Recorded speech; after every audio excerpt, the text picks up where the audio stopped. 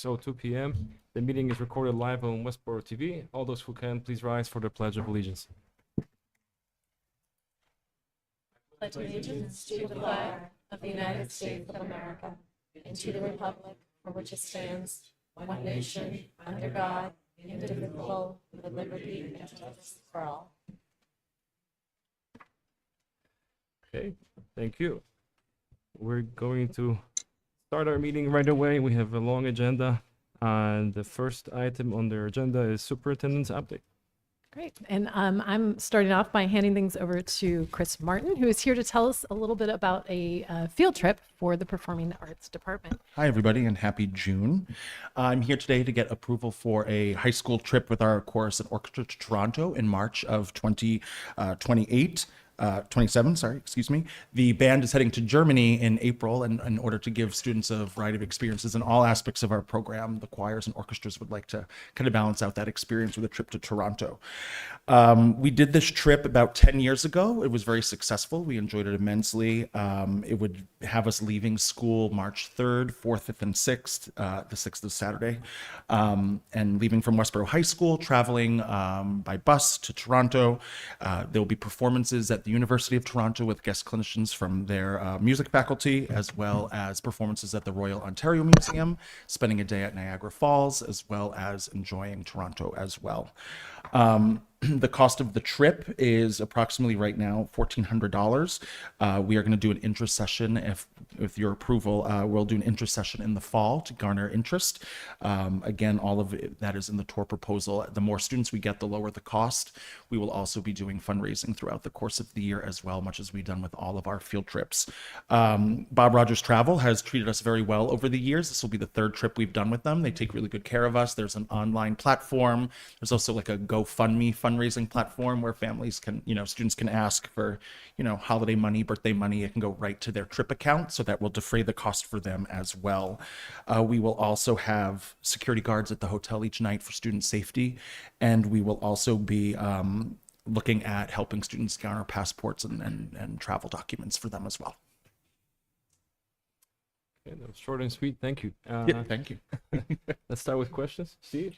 What's the percentage of kids to supervisory people?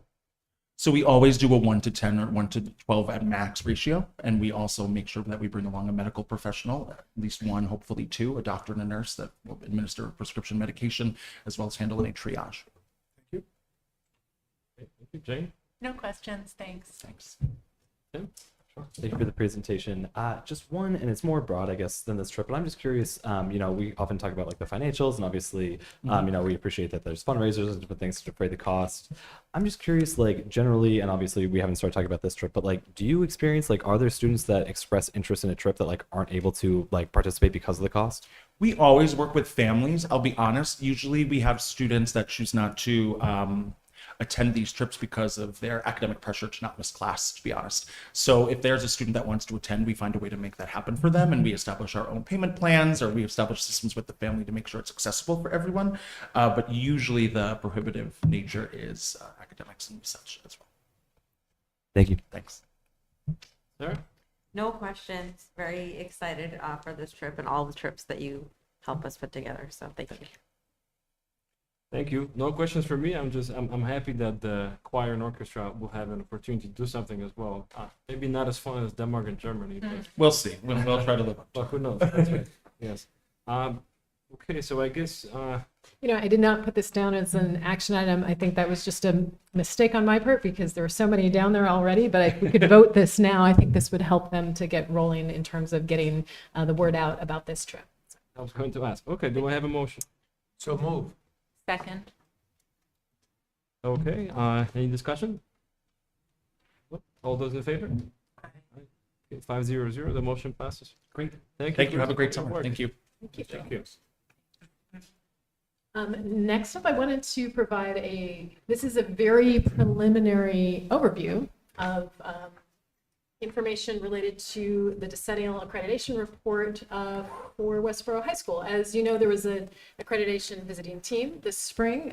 This is a sort of 10-year cyclic project that happens, and I just have a few slides to kind of walk you through a little bit of what we know so far. Principal Callahan will be back in the fall to talk in a little more detail about how the work is going to play out from here. So this is just a quick overview of what is NEASC accreditation. Many people here are probably familiar with it if you've had kids go through the high school or if you've been involved in education for a while. But essentially NEASC, the New England Association of Schools and Colleges, is an outside organization that accredits public high schools. And they, interestingly, really changed up their process a few years ago.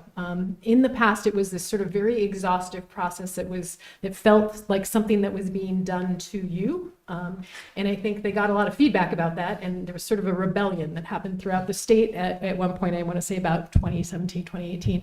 And they really changed their process to become more of a thought partner with schools. So really it's an opportunity for schools to self-reflect, identify areas for growth, have an outside team sort of validate that and maybe offer up some different perspective as well. But it's a really much more streamlined and collaborative process than it used to be. As it notes there are 5 key standards around learning culture, student learning, professional practices, learning support, and learning resources. So as you can hear from those standards, it's all about learning, which it should be. This is a little bit about the process. It starts off with self-reflection. So the faculty and staff at the high school and the administration goes through a process of sort of asking important questions about how are we doing in these various standard areas. They generate information that gets sort of uploaded. They have kind of an online system for this. And then there's a conference visit that's briefer. Based on that conference visit, the faculty gets feedback that goes into sort of some improvement planning. And then the decennial visit, which is the sort of main visit that just happened, takes place. From there are some recommendations, and then the whole process sort of starts over again. So it's a 10-year cycle. The report that we got, the initial report, indicates many commendations. There were, I think, definitely more than a dozen. I think there were like 20 or so areas of commendation for Westborough High School, which is great to see.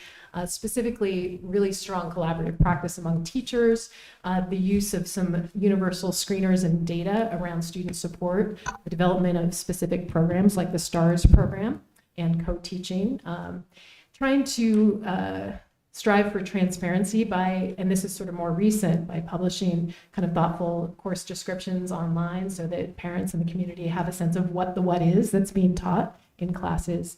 And then some real standouts in terms of curriculum, both the World Language Department and the Social Studies, in particular US History 2 course, were sort of highlighted for having very strong curriculum and curriculum documents.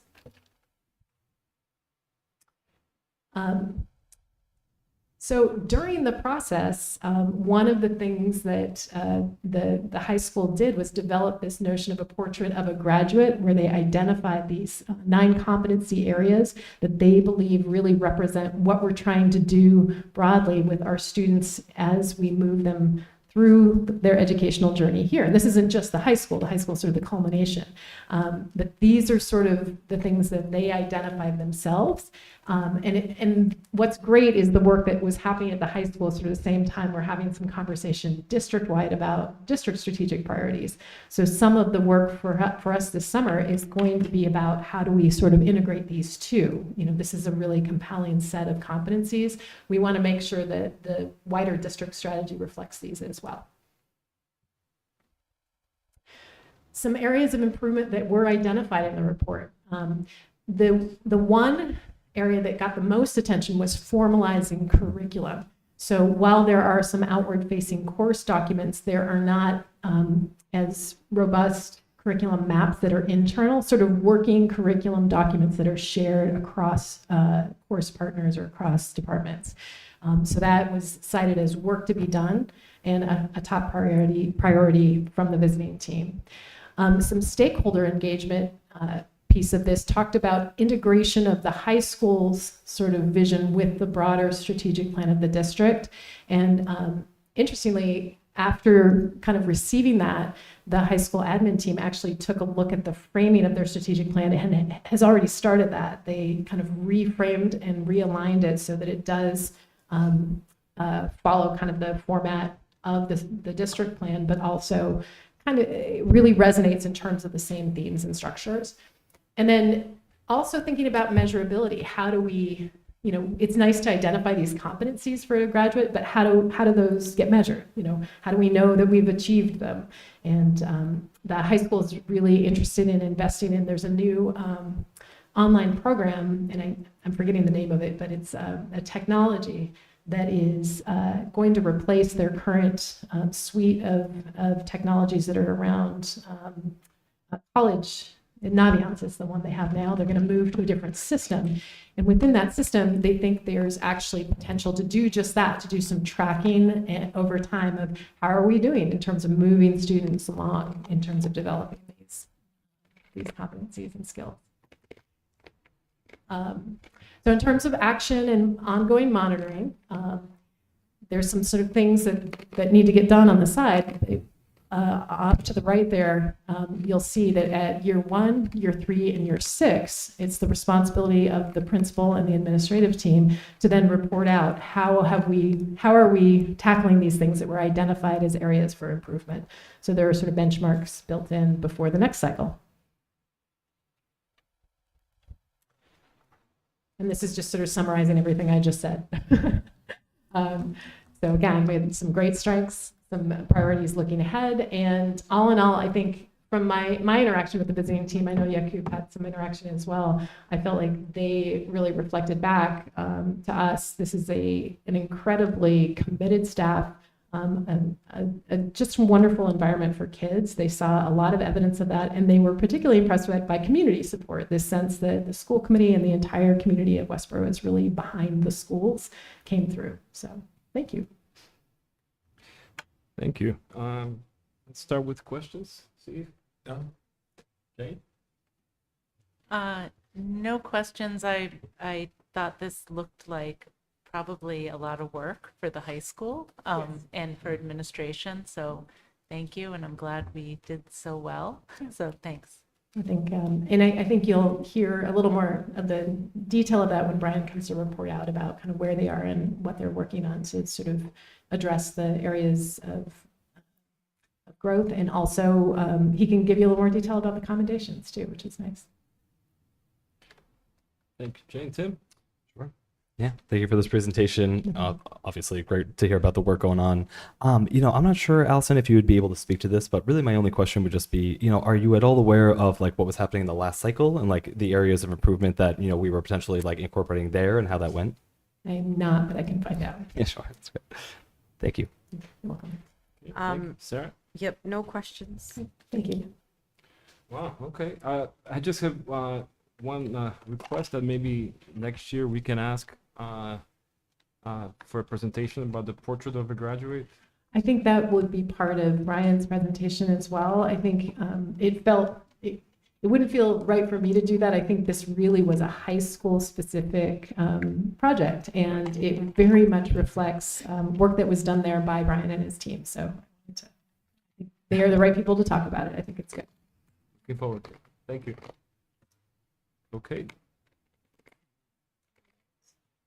You can continue, Allison. Great.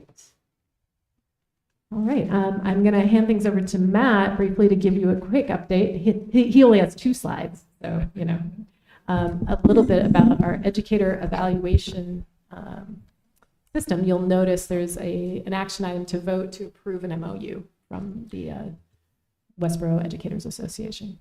Yeah, thank you and good evening. So before we start, I want to thank a variety of educators as well as administrators who work collaboratively on a subcommittee to generate a red line document that has been presented to you for your approval.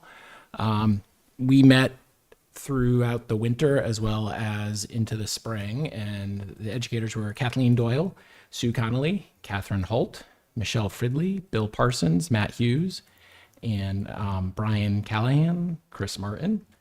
Marianne Stewart, and myself. And we worked together to take a look at our current evaluation process as well as our system for measuring teacher performance appraisal, the educator rubric. It is out of date. DESE in 2024 put forth a new rubric, and it has these 4 standards: curriculum, planning, assessment, teaching all students, family, community engagement, and professional culture. All 4 of those standards remain the same, but the indicators and the descriptors and the elements have shifted, and some of the content has shifted. So we felt it was necessary to make an update to our rubric by which we evaluate our educators. Here are the key points. As you will see, we have shifted 2 things. We formally allowed to have primary educators and secondary evaluators both be formally assigned. This is something that we've done in practice. However, it is now something that we're memorializing in language in Article 8, which is presented to you. Also, some of the terminology we've shifted to adopt what DESE is recommending. Previously, we had a category called approaching proficiency, and we just felt like it should call it what it is, and that's needs improvement, and that's the language that DESE uses. We also worked collaboratively with evaluators to identify really high priority standards, and encapsulated that in the memo, which I shared previously. So that kind of highlights some of what Westborough evaluators and educators saw in common as the key levers for effective in-class instruction. And DESE also provides some kind of look for guides for evaluators when we go into classrooms specific to grade level and subject area. So there's a wealth of resources. Final thing I just wanted to highlight is that, and this is more of a formality, is just the change of dates up to 5 days for any unannounced observation. So those are kind of the key technical aspects. Again, I just want to thank everyone that participated in the process. Thank you. Let's start with questions. Steve? Jane? So this was really interesting to read because I didn't know anything about the evaluation process. So am I correct in understanding newer teachers, so like before they have professional status, get 4 observations a year, it sounds like? Several that are unannounced and several that are announced, right? Correct. And then Yes. even with professional status, they're still getting 2 evaluations a year? So it's at minimum. We can always do more. And some of these I would say that these evaluations or classroom observations are structured in a way that they're documented, and we put them into an observation management system. It's called Frontline. And then teachers can look at the form, they can provide comments, evaluators will enter it, and it's cloud-based so they can see it. Yeah. But yeah, that's I mean, I think there might be a misunderstanding that once a teacher has professional status, that there's not continual evaluation. And so I'm not saying that was my understanding, but in case, anyone in the public didn't read through the however many pages of this whole report, I mean, there's really rigorous evaluation ongoing every year for all of our educators, which honestly, I didn't realize it's such a workload for the evaluators, but it's so important, and I hope that it's a good process. I mean, it seems like it is. I hope it's helpful for the teachers, but I was really impressed by that. So I think this was really interesting for me to read, and I think I like the move to needs improvement. Thank you. Thank you, Jane. Tim? Thank you for your presentation. No questions for me. Great. Thank you, Sarah. Thank you. I just have, I guess, 2 questions. One is, so does it have to be now approved by DESE or? No, so we are actually moving in the direction that DESE created a model for districts to adapt to meet their local needs. So we are moving from what we currently use as 2018's rubric, and we're going to transition into 2024. So what will come with that will be educator training. I'll hold office hours. We'll provide resources, make sure that we have a common understanding from the evaluative side, alignment, calibration, providing, useful, measurable feedback for teachers so that they see value in it. Thank you. And my second question is, from a operational, practical perspective, what do you think will be the biggest change going to this new evaluation process? So I think some of the language, if you compare the 2018 rubric to the 2024 rubric, I would say it's about 85, almost 90% the same in terms of the content that's in there, but the 15 to 20%, 15% that's different is much more culturally embracing, and it's just more up to date. The emphasis shifts upon teaching as a one-way modality, and now this new rubric really has it being, if you're teaching, how do you know that the student is learning, and are you viewing students from a variety of different backgrounds? Do you view them as assets, and you kind of meet students where they are, and embrace their various identities and their countries of origin and their nationalities and their ethnicities and their gender, and really, do they see themselves in the curriculum, and how do teachers navigate that and support students? So it's much more kind of embracing of all of that, which was lacking in the previous rubric. Thank you. I'm looking forward to next year to see how it was implemented.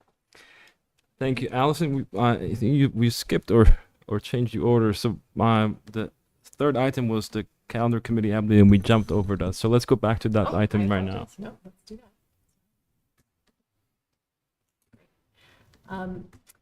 I shared a memo here, and I think this was, Chris, I'm glad you decided to stay here. This is a large committee, an involved process that took quite a few months, and I think where we landed was a consensus to try something, and the thing we're looking to try is a multi-year process, and I think that that process involves, first and foremost, changing to a different way of handling the homework and holiday policy. In the past, that policy sort of carved out different sort of ways of navigating different holidays, actually depending on whether it was something that had a higher incidence in the school district or not. This policy sort of takes all holidays as having equal footing under the policy, and basically says if you as a student are out celebrating, whether you're out of school or celebrating the evening before, and you need additional time to make up work or to prepare for a test, that we are going to give that to you, and we're going to give you 5 days. And so that's really the big shift, as opposed to not having homework during a certain frame of time, two days or the day before or day after. This one just sort of makes it flexible and allows for all those holidays to be included. So I think across the board, the committee felt pretty good about that. There's worry, and I think that's a justifiable worry about implementation. So it's one thing to sort of say this, it's another thing to make sure it happens with fidelity. So I think the burden is really now on the school system to do training and support to ensure that teachers are really understanding their obligation to treat kids fairly. And not just fairly, but kind of warmly and in a way that accepts them and doesn't make them feel guilty or strange when asking for support for this. So I think that's one really critical piece. I think the other piece is around professional development and the professional development days. We looked at sort of the way we're currently doing business, and I'd say two things came to light. One is that the early release Fridays feel sort of haphazard. They're kind of all over the place, sprinkled around, and so they're hard to plan around. And secondly, the fact that we are trying to do professional development with educators on Friday afternoons is not great. Educators across the board felt that it's not an optimal time for their own learning. they are tired. And additionally, I think above and beyond that, they don't have the chance to sort of put into practice the things that they're talking about. Many districts offer their professional development on Wednesday afternoons, and I think they do that with good reason.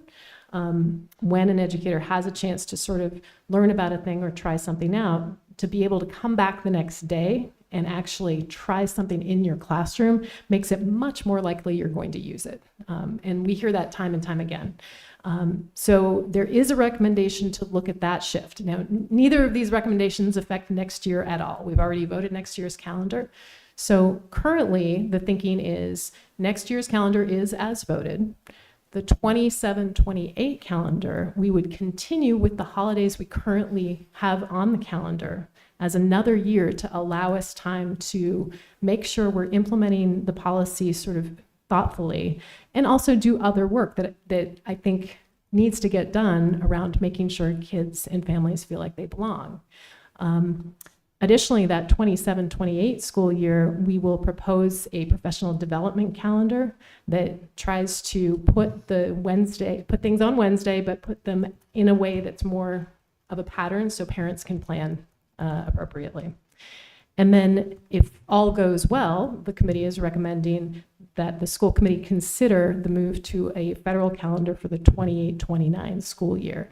So that would be to shift away from currently carving out holidays on the calendar to just having currently designated federal holidays. And when you look at what that year's calendar would be if we rolled over our current system, there's good reason to do that. Some of the drumbeat of where the holidays just happen to fall is going to be a real challenge for educators in 28-29 if we did nothing. So I think it's a thoughtful proposal. It affords us sort of the time we need to really work with our team of educators, but it also, I think, acknowledges a thing that teachers have been trying to communicate, which is they're struggling to do the kind of drumbeat of learning with the current calendar that we have. So I think it was a good outcome. I think there's unease about it, and I understand that because there's a desire to make sure we really implement this well. But I think that's a good challenge to have. Yeah, the only piece I might add is that this proposal, the homework changes, was we solicited feedback from a variety of stakeholders. We surveyed students in grades 7 through 12 with initial draft of it, as well as shared it out with all WPS teachers and educators, and both responded with feedback, which was then incorporated into this final homework policy or practice, and then shared again with the wider committee, and that kind of brings you up to speed. I think Matt did a nice job culling through that, noticing, for example, that the feedback from students suggested that our 5 days for makeup was not enough time, and teachers said it was way too much time. So we felt like 5 days was probably just about right if we landed in the middle of that. So that's good. All right, thank you. So before we start a discussion, just want to confirm. So are we voting on the homework policy or? I think the homework policy is part of handbook, or where it's proposing that we incorporate it into handbook so that it is clear and transparent. I think it kind of lived in this sort of murky other land where it was not in handbook and it wasn't in school committee policy before. But it's not unusual for a district to have a kind of more formal policy. So this would go into student handbooks, not into the school committee policy manual. Okay, thank you. Let's start with Steve. Actually, the discussion is kind of heartening because we've had issues over everything that was discussed. And I think it's time now to move into the direction that this recommends. So I think it sounds good to me. We'll see. Thank you. Jay? Thank you. And so first of all, I just want to say I'm feeling very uneasy and disappointed about moving. I mean, it feels like what we're doing as the plan is in 2 years we'll move to a federal calendar. And I feel like this is coming at a time when lots of diversity issues are under attack. And I worry it sends the wrong message from Westborough. And I want to make it really clear that that's not the message that we're sending. So this is, I think this is difficult. The also removing the homework. I understand the homework, no homework days is very tricky for the teachers, but now it feels like we're taking everything away because students now will have to elect not to go to school to celebrate their holidays, and many students will not choose to do that because of how rigorous the curriculum is, and that they will miss instruction, especially students who really need to be in class to learn effectively will be particularly disadvantaged. And many students will choose not to miss the days. And I can count on one hand the number of days I've had students in my classes. Now, it may be different in college, but students can miss assessments, et cetera, for any reason, any religious reason, cultural reason. And I can count on one hand in almost 20 years the number of students that have done that just because they don't want to do it, because they're worried about missing. And curriculum, instruction moves on, we don't wait for them, and it's hard. Maybe it'll be better at the high school level, students will do it, but I am wondering how we're going to evaluate that. So over the next 2 years, how will we know that all is going well? And that's something I really think we need to talk about and have a plan for and know how we're going to evaluate it. I'd be interested in the feedback that you got even from this initial. And then the one, and I don't know if this is the time to state this, like suggestion I have for the handbook, but I don't know why we're listing all of these holidays. It makes it almost seem like these are holidays we observe, which we don't. This is not observing these holidays. I think we could have a blanket statement that students can, whatever, the language is that they can do for this list of holidays, because in the middle of the handbook, this just feels sort of like, and I don't think it's doing what the intention is, which is to say we're celebrating all of these holidays. I also would never want to give the impression that if we were to ever try to observe holidays in the calendar, this would be the list, because this is not the list. And so I'm sad that we may send a message that we don't mean to send. And I know there will be many families that are disappointed. And so that's, but I would like to make or say that we would remove the list of holidays. I don't know when. Yeah. Can I speak to that a little Sure. bit? I think that this was policy that we saw in a model in a couple other districts, and I think the intent is more internal than external. I think it's essentially an educational tool to sort of help our staff understand the diversity that exists within the community. We did hear from a number of people, including a student on the committee, whose holidays appear nowhere in our calendar. And I think that is part of what we're grappling with. Westborough is an extremely diverse community. And so we wanted to make an effort to be thoughtful and just let people know this is there is a lot that's out there that we are not doing in our current structure. And we want to make sure we're being thoughtful to not, and it says it's not non-exhaustive or not necessarily inclusive. So I think that's the spirit behind it. I hear what you're saying about it feeling, you want it to feel authentic. And I understand that too. So. Okay, thank you. Tim? Well, thank you for the presentation. I know that there's been a lot of time and work into this, and I do think that this is it can be a difficult subject, but also I think this is a very thoughtful potential path forward. I know that Jane somewhat echoed this, but I would be curious, Allison, if you could speak a little bit to, I can see here in year 3 that we have, if the policy is working as intended, we'll potentially move to this calendar.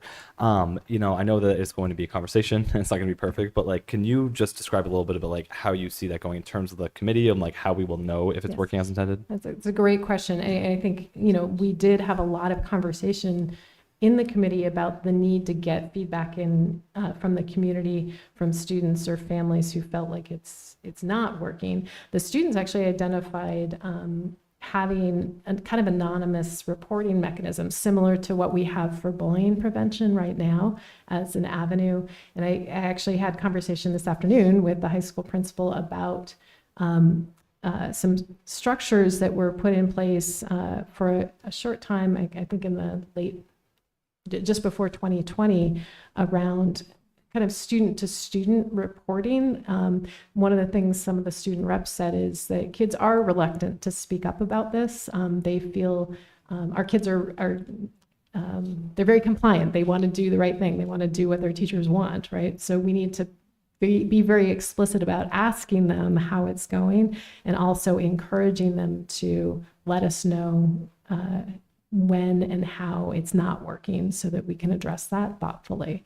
Additionally, I think one recommendation coming out of this committee, and we'll be writing this up in a kind of fuller report. This is just supposed to be a preliminary message to you all, is that we have work to do more broadly on all the issues around equity and inclusion, and that we want to create mechanisms for doing that work, both internally through some committee work that the district does, but also getting parents involved and the wider community involved as well. And I think people are looking for that. So I think those groups will be really critical partners in sort of understanding how it's going. So I can see a couple things. One is, like I said, a reporting mechanism for students, some student-to-student interaction, and then some committee work, both internal and external, that kind of allows us to kind of keep a finger on the pulse of how it's going. Yeah, and I mean, I think that it's going to be obviously like it's a ton of work. It's I already said this is never going to be perfect, but I do have concerns as well. Like as you said that with student reporting, of just like making sure that's clear to them that like because I'm sure that there's going to be students that even though it's anonymous, they're afraid that like, well, if I'm the only student doing this, and then if I report it, my teacher is going to know. So like just anything that we can do to make it explicitly clear that like this is not necessarily even going to go back to your teacher immediately. Like we are just like we need to know this for an overall district, and just making sure that we are getting as clear and feedback as possible. So Of course, yeah. thank you. Thanks. Thank you. Sarah? So I'm gonna echo both of the comments that I just heard from both Jane and Tim. I have grave concerns about this whole thing. I have from day one. I personally feel it was rushed. There were certain forces behind it that really wanted to get some sort of decision. And I understand, the need for that. I do feel as though it was rushed. I was in all of the meetings. I don't think we had a couple that were pretty candid and had some conversation. But I feel like, we didn't really come to a comfortable consensus amongst all of us. I think, people spoke up and everyone gave their opinions, but I don't think that we reached consensus per se. I do feel as though the committee was largely made up of mostly teachers and staff, administration. There was about five parent volunteers on there. And so I personally felt as a parent and also school committee member, very sort of outnumbered in that group, in terms of, because it was very clear from the teachers' survey from the get-go that this was an issue for the staff. So we knew that. And that was sort of a driver behind creating this committee. And because I felt as though there was sort of an outnumbering there. And I wasn't, I certainly was not comfortable with some of the decisions that were made. I'm very concerned about the reporting. I think almost that we're doing this backwards. We've talked a lot about the fact that there's work that needs to be done in our district. I mean, we talk about this a lot, and the work needs to happen first, and then you take stuff away. But we are trying to do it not only all at once, but actually we're expediting that process and taking away the things first, and then we're trying to see if it's going to work. The work that we're trying to move forward, we're going to be able to do. That really concerns me as well. I wish that we had started this work and then talked about, once we were in a place that this seemed appropriate. Also, what Jane stated is really important and has been a huge weighing factor on me, is that what's going on in the world and all of the challenges that diverse groups are facing. And that is a huge message that we're sending when we kind of are taking away everything. It just appears that the burden is now going to be on the student to say, this is my holiday. We know that we're a very high achieving district, one in which kids don't want to take days off.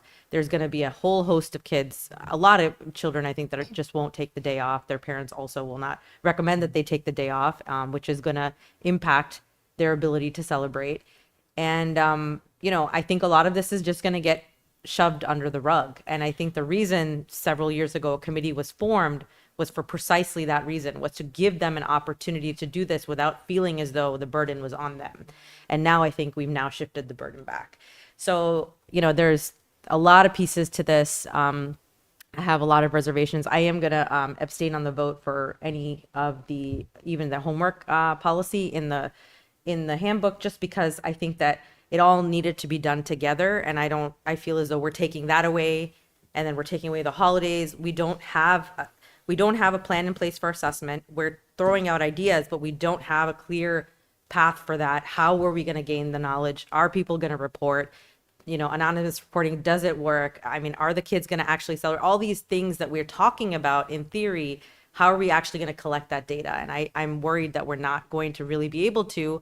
But by the time we reach this 2-year mark, we're going to already have been in that direction. And so it's just going to make sense to move it forward. So my hope would be that, the idea be that, we're doing this work with the intention of eventually trying to move to a federal calendar, but that there would be several check-ins before we even have that conversation.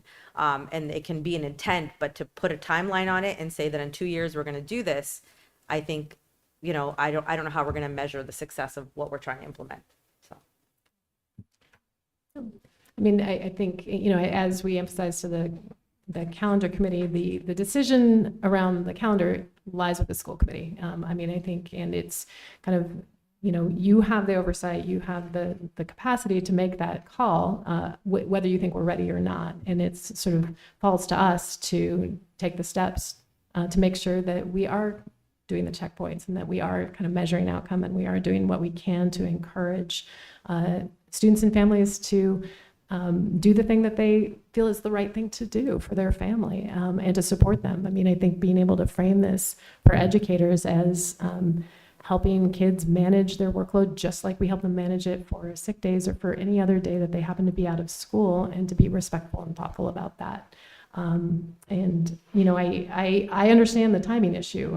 There's a reason I did not recommend this last year, and it relates exactly to kind of the broader issues in our country. And I made that recommendation knowing that I was doing so with a large majority of educators who are going to be very unhappy about it, who are looking to me to provide kind of leadership for them and to support them in terms of their job overseeing teaching and learning. So it was a tough decision for me to make personally.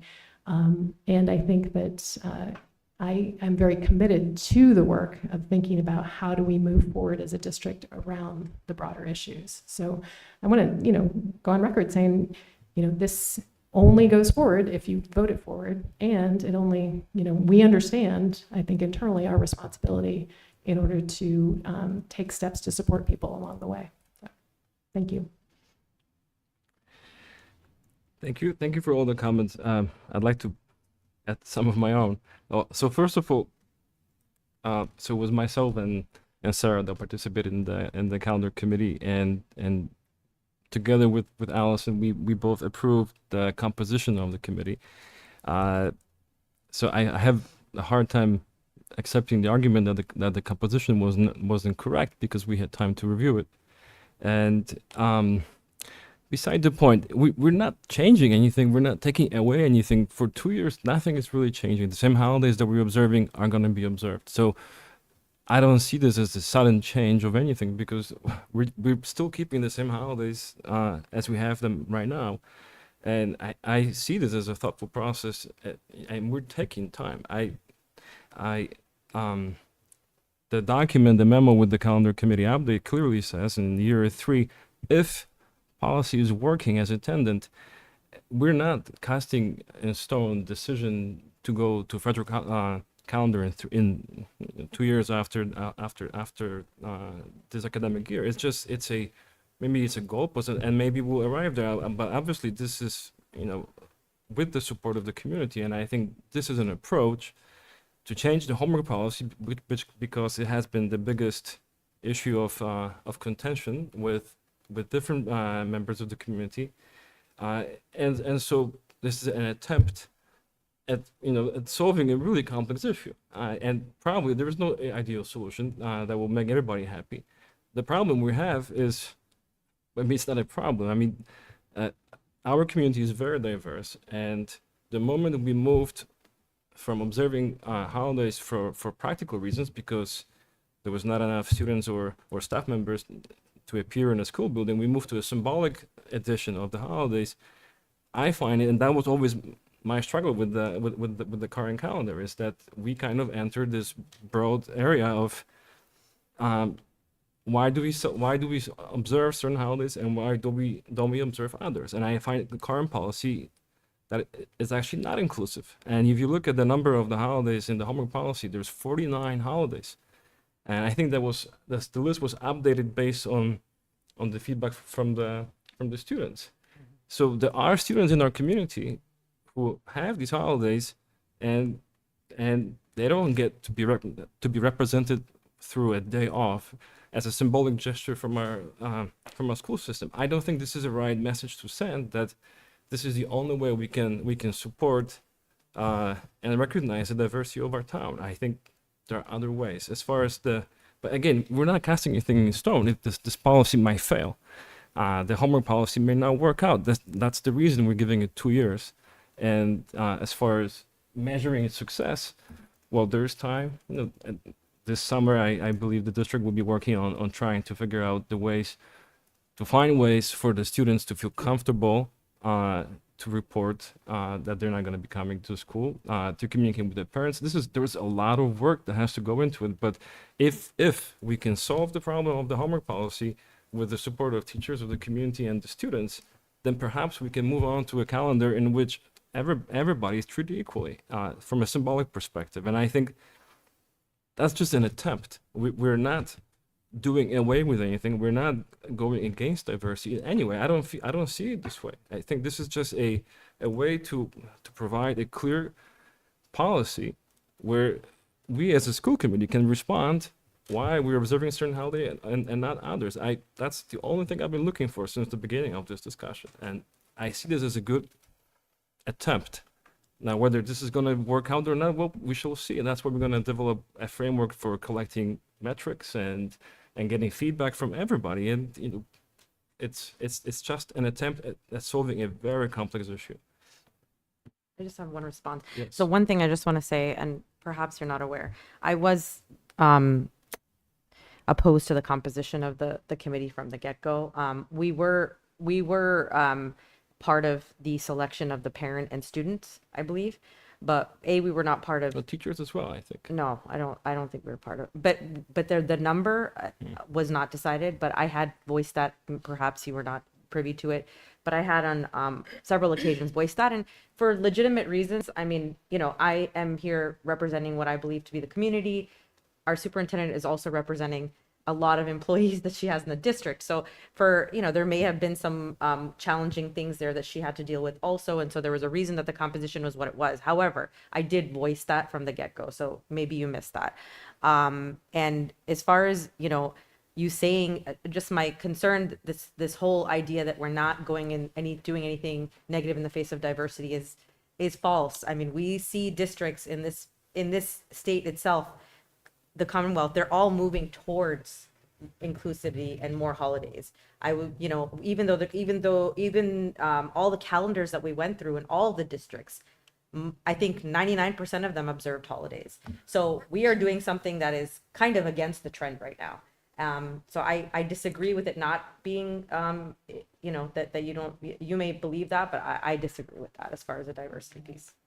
Can I make one point too? Yes. I also don't know that evaluating the change in the homework policy is going to give us the insight we need for what effect taking the days off will have. Because that's instructional time that kids aren't missing now that they would be missing, and the homework policy isn't like that. So that's, I mean, I think we need to continue to evaluate. If we move to the federal calendar, we have to continue to evaluate if kids are, you know, actually observing the holidays, if they feel like they would. So there will be work to do then. And so this homework policy shift, to me, is a minor shift compared to what's coming. And so saying this is going smoothly doesn't necessarily make me feel comfort that taking the holidays away will go smoothly. Yeah, Steve? I guess everybody's had two whacks at the apple, so I'll add one more, and that is, unfortunately for us, we're between a rock and a hard place in this process. We have 184 days that we have to be in school. We have an end date that's date certain, defined by the Commonwealth of Massachusetts. And so every day that we add that is not a school day obviously doesn't count to the 184. And the way we've accommodated that, in effect, is by moving earlier dates in August. We already found out that trying to move even one day earlier in August was not acceptable to the teachers. And so this has to be resolved, and the only way you can resolve it is by identifying the fact there are only so many days in our calendar that work. And so ultimately, what in my opinion has to happen is that some religious holidays or other events are not going to be identified because we don't have the room to do it. And therefore, something like this needs to be worked out. Many places, like colleges, already have worked it out. They use the federal holidays. And so yeah, I agree with everything everybody said here. But the issue is we still have a problem because the mandate for how many school days that have to be teaching days is regulated by the Commonwealth. So with that, we haven't solved this in the last, 20 years.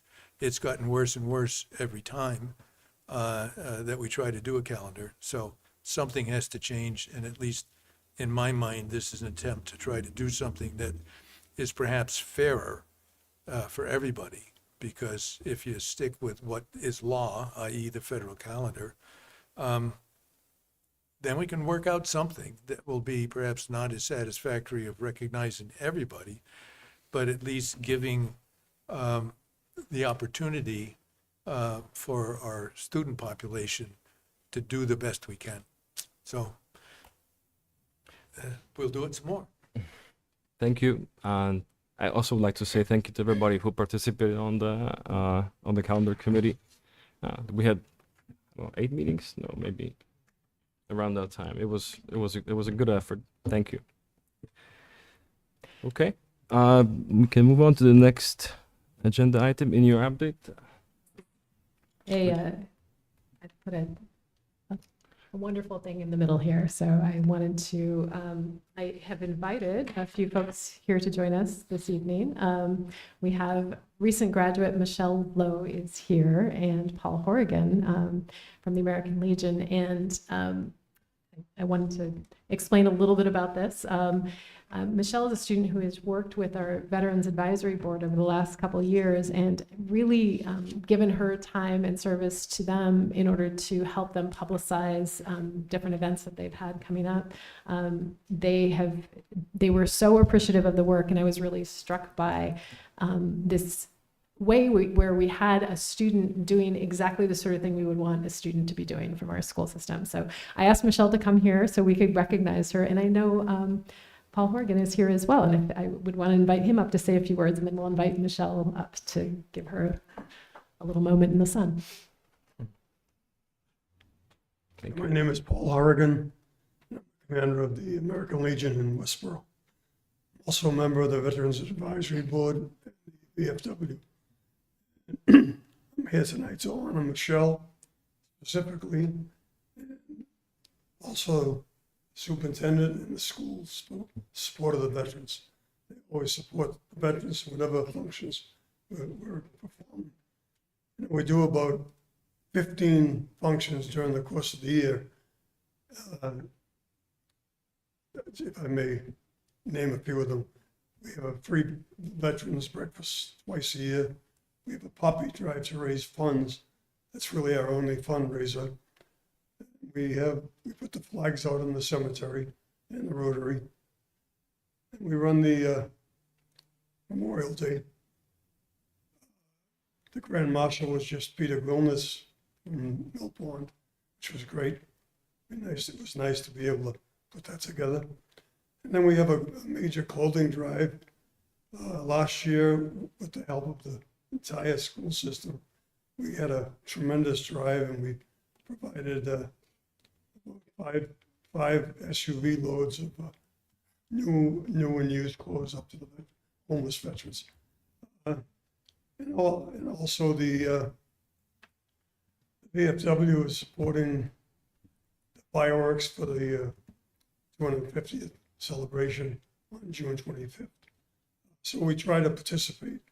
We actually had two very strong school-related functions this year. We had the presenting of a quilt of valor to a Vietnam veteran, highly decorated veteran. We did it in the school auditorium, classes present. And we had Marines from the 25th Regiment up in Devens to come down and answer questions from the students. It was a great community type function. It was terrific. It worked out great. And the guy who was honored, for years we've been trying to get him to be honored. Finally, we found somebody that knew him very well. And so it was great. We had him up there. And he said at the beginning, I want to be up there. Very short time and out. And couldn't get him off the stage, you know. So he was able to, he spoke for a few minutes, and it was wonderful. So it was really therapeutic for him. The people and the kids were great. The school was great. So those type of things the school does. In the clothing drive, we couldn't do that without the school system. And our volunteers are in the young guys are 60s, you know. Most of them 70s and 80s. And so we really need that help. We have the Poppy Drive. We put one veteran and one National Honor Society student with them. And the veterans are thrilled. The kids are all terrific, you know. And so it's always very successful. And before we get halfway through it, the youngsters are just as invested as the veteran is. So we really appreciate that. So we're here to thank the school in general, and Michelle in particular. Michelle? I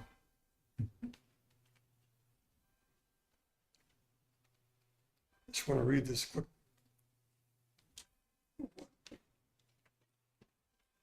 Dear Michelle, on behalf of the 500 plus veterans in Westborough and the American Legion Post 163, we thank and honor you for your efforts on behalf of the veterans, and I'm pleased to give you this small scholarship.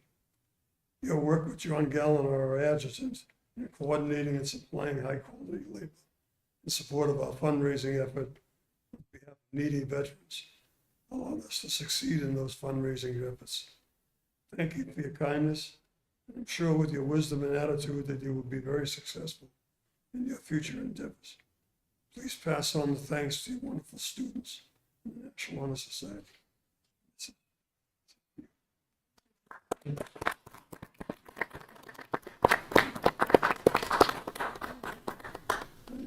might say one more thing.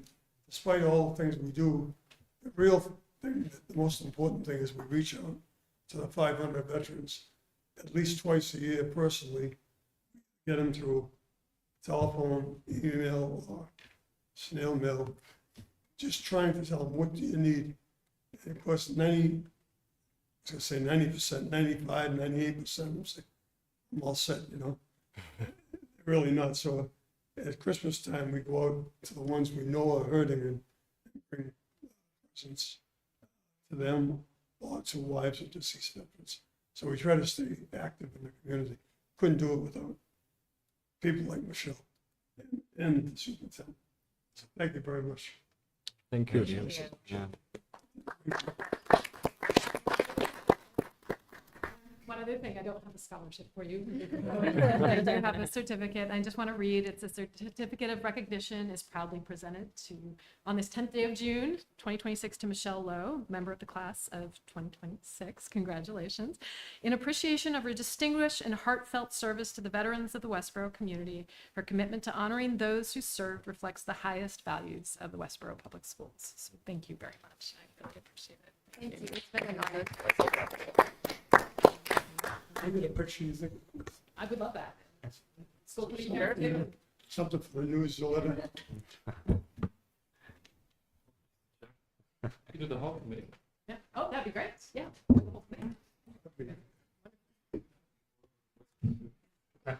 You just want to stand here, I can take a picture. I'm very happy that you got this moment on the stage, because I was actually the Memorial Day parade.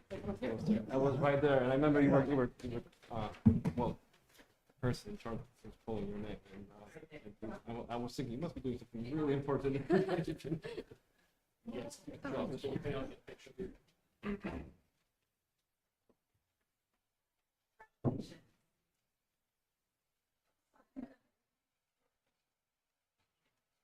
All right, ready? 1, 2, 3. One of them's gonna be great. Great. Thanks for that. Michelle, you got here too after. So thank you for coming to us despite having a very busy meeting. Absolutely. Where are you heading next year, Michelle? Vice University in Texas. Fantastic. Thanks so much. Thanks.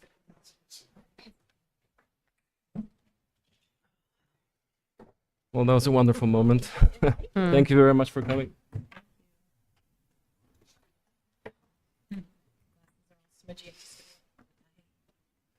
Okay, moving along. So I put together a brief memo. I've sort of been through a couple iterations of just reporting out about our district strategy. So I wanted to kind of let you know where we have landed.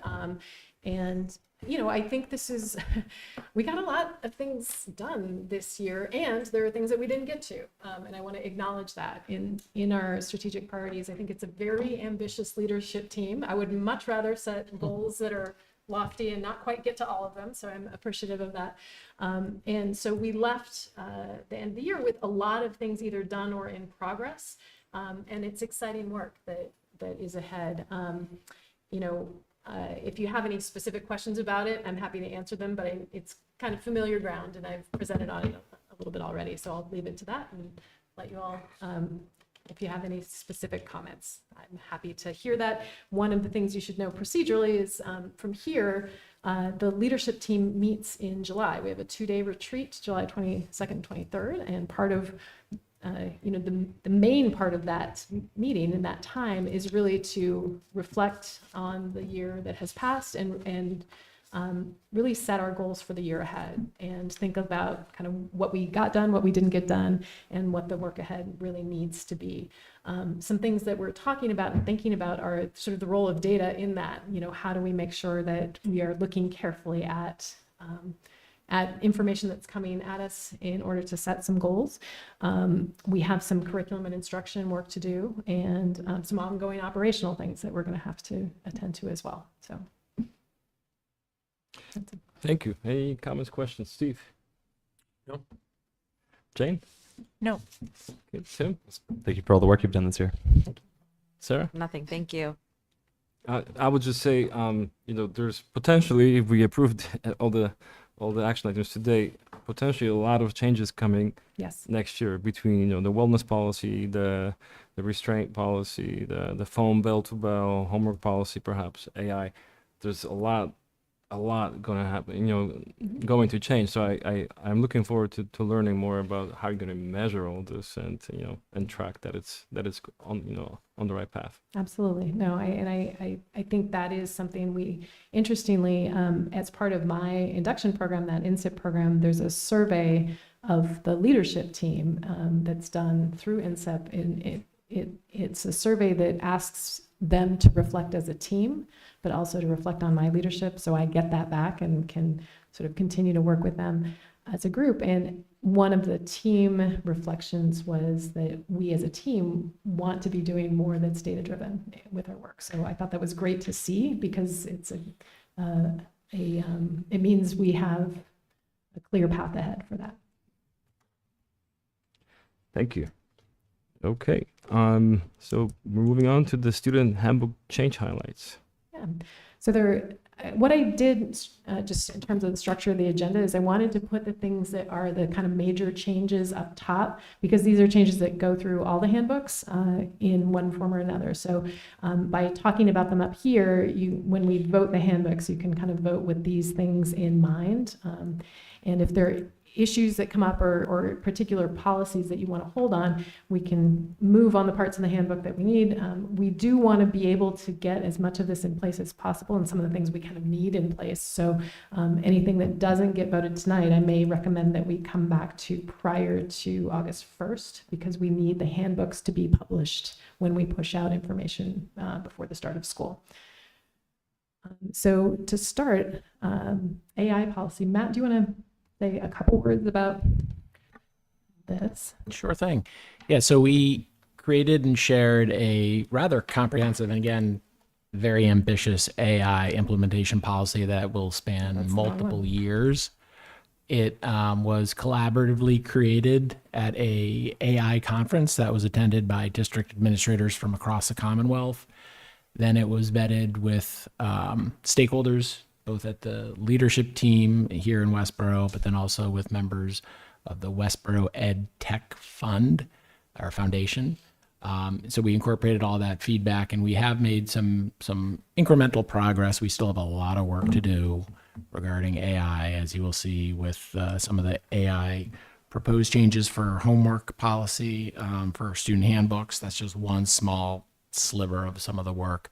A lot of it, the kind of immediate work we need to do in the weeks and months ahead before we start up again in August, late August and early September, is taking a look at teacher use of AI and setting some guardrails there for appropriate professional use specific to student confidentiality issues. Okay, thank you. We can start discussions. Steve? No, I guess I've been interested in how we deal with AI, because I think it's an issue that's national, it's industrial, it's associated with teaching, education, and so on. So I guess the first very interesting thing is that we're trying to take it on at face value and deal with it the best we can.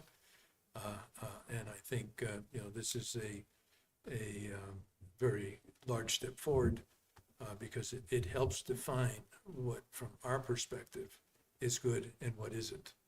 And so I'm sure it's going to be very helpful for our kids to understand this as we go forward.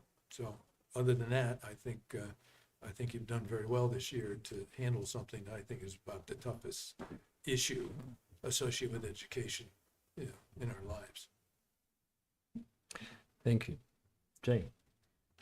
Yeah, thank you for drafting these changes to the handbook. So I know it needs to be broad for a handbook, but I still keep coming back to, it's so important that the teachers have the guidance they need to be very clear with the students about what is unauthorized or what is authorized or what they can use. I mean, there's like even, Microsoft Word suggests changes to sentence structure, and Grammarly might be something. So just being really, really specific with the students. And I think for the district, those, maybe we might recommend even they're in the syllabus for the class, or it just needs to be really clear for the students what is allowed and what isn't. And I truly hope that, this is just talking about plagiarism. I really hope, so I think this is like generative AI and, probably is what we're talking about here, but I really hope we will have our students using AI and incorporating it. So I won't keep going on that, but I understand why it's very broad for the handbook, but for the students to really be able to follow it, it needs to be really specific. Any comments? Yeah, I just want to respond to a couple of things. I'm currently in the process of reviewing summer curriculum writing proposals, and we have numerous that address AI. So teachers are actively taking time and requesting time for summer curriculum writing to think about how to integrate it, what's an appropriate use with students. I'll give you one example. I've been working with Roger Anderson and looking at our health curriculum and thinking about when should we teach students about the dangers of AI and the appropriate use? And we're approaching that more from like a risk management. So if students lean into AI as a virtual friend and they get really bad advice, that students can have that awareness of risk and danger, and starting that in Mill Pond, 4th, 5th, 6th grade health classes, and thinking about that kind of longitudinally as students progress through Westborough Public Schools, knowing that it will change and evolve over time. So that's one case. In addition, we're exploring integrating lessons into some of our tech offerings as students go at Gibbons and at the high school, and infusing AI-centric lessons so students not only learn what AI is, what some of the risks are and the dangers and the impact, but also how to leverage it and use it, because it's not going away, and then they can apply that in the future. Great, thank you. You're welcome. Thank you. Tim? I will just quickly say that I do agree with some of James' sentiments, and it's great to hear that that work is going on.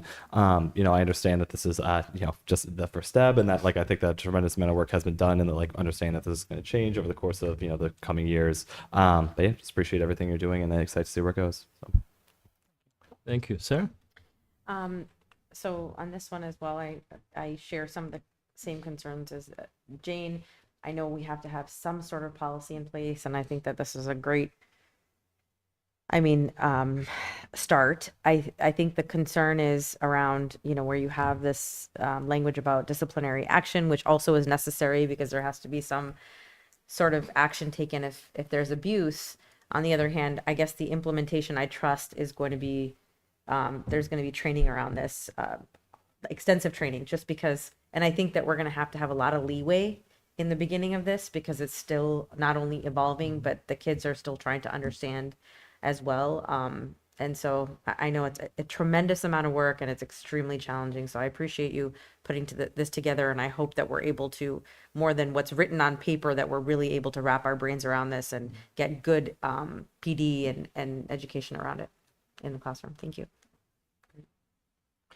Thank you. And I share your sentiments, Sarah and Jane, as well. I also see this as you essentially set certain perimeters. The most important takeaway from this that I see is that a use of AI, one way or the other, has to be authorized by the teacher, and I think that's the most important part here. And so now the work is in the district to figure out, the actual practice and policies for the teachers in the room. But that handbook empowers the teacher to set those rules in the classroom. That's how I read. So I think that's a good stepping stone in the right direction. I think, I know that we have this dual obligation of, one, sort of offering some guardrails and protections, but also helping students learn a skill set. around how to deploy these tools and how to deploy them effectively. And there are signs that things are shifting in that direction. The middle school English department did a whole book study on this and started working on incorporating use into some of their lessons and helping students learn in a really strategic way how this can help you. So I think we're getting there. It's an evolving process, and one of the things I'm grateful for, I wouldn't want educators incorporating this until they were ready, because the implications of that, I think, are a real problem. This should be something that's used really thoughtfully and strategically, because we need to make sure we're not undermining sort of the cognitive processes for kids at this age. It's a development. There are these sort of deep developmental issues here where we want to make sure we're not replacing the effort that it takes to learn, because if there's kind of things that take effort, sometimes are things we want to avoid, and that effort is very much tied to the learning process. So it's a very interesting landscape for K-12 educators right now. Okay. Any other comments, questions? Thank you. Okay, so the next handbook change is cell phones and personal devices policy. Yes.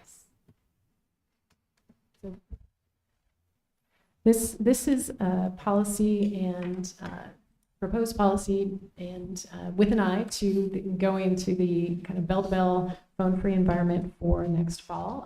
This would be kind of two different approaches, one for the secondary level, so grades 7 and up, and then one for grades pre-K to 6, where, pre-K to 3, we're not seeing a lot of action here, to be honest. 4 to 6, actually, a lot of the work that was done by Mill Pond has really mitigated some of the impact here already. So we think the biggest lift is going to be the middle school and the high school. So we need, in order to move to a phone-free environment, we need policy in place that says, well, what's going to happen, and how is it going to work, and what does it mean if you don't do what we need you to do? This policy was modeled in part on policy from other districts that have done this already. And although we did do some things, I think, to try and shift it away from a strictly punitive to a more educational approach. For example, there are some places where there's, suspension is a consequence for violating the policy repeatedly. And I have to say, if the goal of this is to have kids in class and tuned into class, suspending them doesn't seem to make sense to me. I think that there's something very deeply counterintuitive about that. So we worked through that and made some key changes. But if you have, specific questions or anything that you're concerned about, let me know. I know our administrative teams, both the middle school and the high school, have looked at this and feel like it represents kind of guardrails that they think will help them to implement. Thank you. Steve, any comments, questions? No, it's time. Leave it at that. Thank you, Jane. No, I appreciate too that I don't have any changes or questions about the policy. I appreciate that you're having the forum tomorrow night, because I do think there are a lot of questions just about the nuts and bolts of, so exactly, like, are we going, if we're a few minutes late to the first period because we were struggling with our yonder pouch, or whatever it is. But I mean, those are all the details, but the devil is in the details, and people just want to feel, of course. Yeah. So, but I agree, and I'm cautiously optimistic that this is going to be a quick, smooth transition. You're optimistic. Thank you. Tim. Sure. No real questions. I mean, obviously, I got to be pretty familiar with this over the course of the working group. Really, there's just one area that I did want to call out. I'm just curious. It talks. There's language about like signing a contract, essentially like attesting to the fact that like it sounds like if they are not bringing a phone or if they just don't have a phone. And so I'm curious. Like, I understand that that's essentially just like, from what I understand, that would be like them signing a contract to forego a yonder pouch, saying like I'm not going to need this because I'm not going to bring one in. Is that I just want to make sure that is the intention. Yes, it's sort of an attestation that yes, I don't. I'm going to abide by these rules, and I don't need a pouch. That's it. And we actually saw that. Matt wouldn't have the chance to visit Northbridge as part of the team. Yeah, saw that in action. There's a non-trivial amount per pouch. I think it's $30, $35. So if, one is not needed, why loan it out? So this would just kind of prevent that from occurring. Sure. And that is my only other question is, and I might have missed it in here as well, but just referring to like penalties if there is anything going on with the pouches. Like I know that we talked a little bit about like, in case of different emergencies, things like that, that they are not the most durable, kind of intentionally, that you are able to cut through them. And so just, is there any kind of repercussions, like if a student is like destroying their pouch and if that becomes an issue? I think we would treat that like we would treat any other destruction of school-based property, right? We have handbook language for that, and that's what the reference just says. We're going to treat this like other forms of destruction of property because that's what it is. Thank you. Thank you, Sarah. So I might have missed this, but is the first one actually at no cost to the student, or how is it going to be? I think if you lose it, is that what you're saying? No, so the first one, I think you have $5 if for some reason, but I'm saying like the initial pouch. Oh, no, the district is providing this. This is district Right, equipment. right, okay. From my vantage point, we did receive earmark funding through Senator Moore's office Yeah. that's going to cover the cost of the pouches for both the middle school and the high school, which is great. Plus, I think a couple $1,000s beyond that, which I'm excited about because we want to be able to have for the middle school, especially kind of a tier 2 approach. So if we have a student we're having a hard time getting on board or complying with the pouch, we can have an option where they turn the phone in the office and there's a specific phone locker you can put in to have that happen. So that's sort of if we can't get the yonder to work for a student, we can take that approach instead. Also, so I think I recently learned that there's a telephone in all the classrooms, correct? Yes. That actually goes to an outside line. Yes. Yeah, so that made me feel a lot better when I learned that, because I didn't know that. I thought they were just for internal use, but you can actually dial out. Absolutely. So just alongside this, I want to again reiterate that I hope that there's going to be some encouragement with the staff that, in the beginning of this, it's going to be a learning curve for everybody. Kids may, especially in the younger grades, kids may forget things and not know, and normally, whether they were supposed to or not, been in contact with their parents, now they all of a sudden can't. But that, to give them a little bit more grace to maybe utilize those phones if necessary, not to make it a habit, but to at least give them that just as a transition during the transition period. And if I could actually just real quick, because I know this had come up before, Allison, regarding like the funding, and that like it's great that with that state earmark, but that from what I believe, that there was like we would be able to find the funds elsewhere, and that it wasn't overly expensive. I just want to call out that I don't believe like the Senator Moore was able to secure that in the Senate version of the budget, but I don't believe that that's in the final version yet. So like that is not yet secured money. We are hopeful, but just I'm going to keep talking about it and hope that that's for us. But yes, we appreciate the senator. They announced it with much fanfare, I think, with a similar intent that maybe that will come through for us. So thank you. Thank you. I read the whole policy as well, and I think it's pretty detailed. It's pretty comprehensive. I can see how whoever was writing it was thinking of all the corner cases and tried to circumvent that. I think it's pretty punitive, at the last level, after the third offense. And I hope that the students especially will realize that, because there are consequences if you don't follow this policy. And it'll be interesting to see, because parents also will have to be on board, and I'm sure there'll be a bunch of people in September who will not be aware of this yet. It'll probably take some time, but I'm looking forward to it. I think this is the right approach. Yeah. One quick thing, Allison, could you just remind everybody when and where the meeting is for tomorrow? Tomorrow evening, it is at 6 p.m. at Mill Pond School. And so I will be there along with the principals of both the middle and the high school. Kim Tynan will be there. Roger Anderson was slated to be there, but he might not be able to because of a family issue. And our school resource officer will be there, Detective Dappolite. And because I know one of the questions I certainly anticipate from folks is about safety. So we want to be able to have the police department talk a little bit about what it looks like in a crisis. Do I recall correctly that there will be 2 more meetings after that? Or? Yes, yeah. Yes. The goal is to do one in July and one in August. So we really have multiple opportunities for people to come and ask questions. And especially as we kind of gear up to, we'll have probably more detail as we go. Sounds good. Thank you. Okay. Moving along. The next one So holidays and homework, I guess we already discussed this as part of the calendar. Religious exemption opt-out. So Yes, this the isn't next item. new. This is something that we incorporated last year. I think we presented on it last year. It's related to the Mahmoud v. Taylor Supreme Court case, and it is something that we were kind of required to implement this year. We took a slightly different approach to implementation than some districts, which is we just sort of put it out there and said, this is what we're doing, and if you need to access this, please do.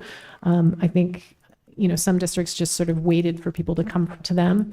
The reason we wanted to be really clear and transparent and upfront about it is we felt like doing so kept teachers out of the position of having to sort of stumble into a situation and then deal with fallout from that.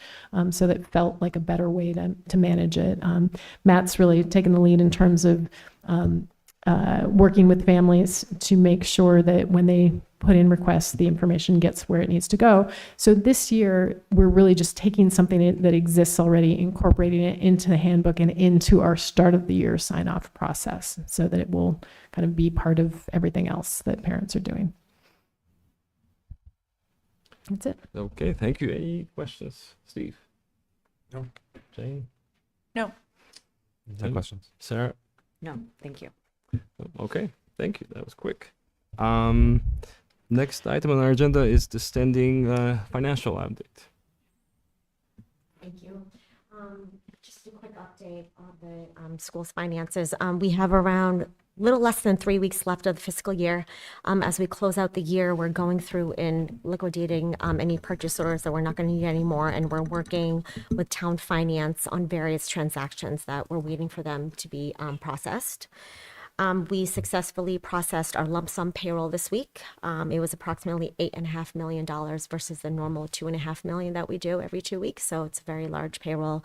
It takes our payroll director a couple weeks to process that payroll. So kudos to Eric. He did a very good job.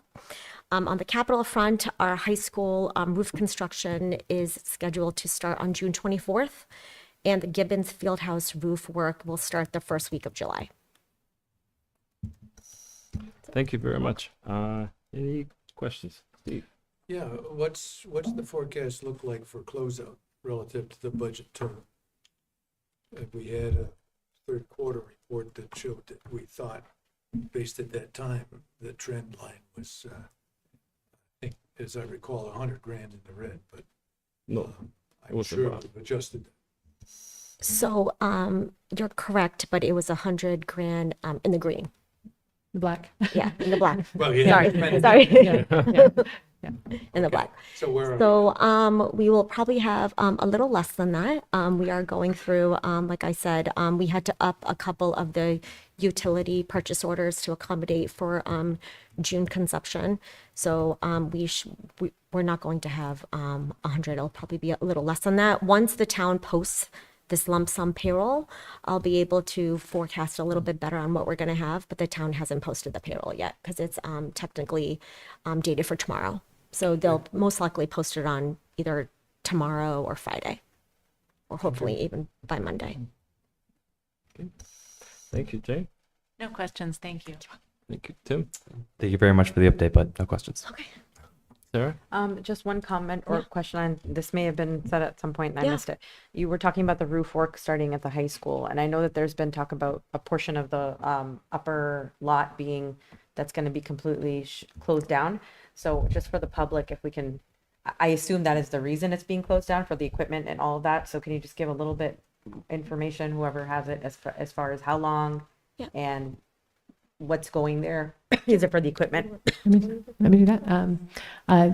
Tony LeMay is here, who's our Assistant Director of Operations, who's actually kind of walked through the laydown areas, so he may have more detailed information. Right, come on up, Tommy. So the roof project, parking lots and access to the buildings will start being closed down on the 24th, and it'll open back up when the staff starts coming back in this fall.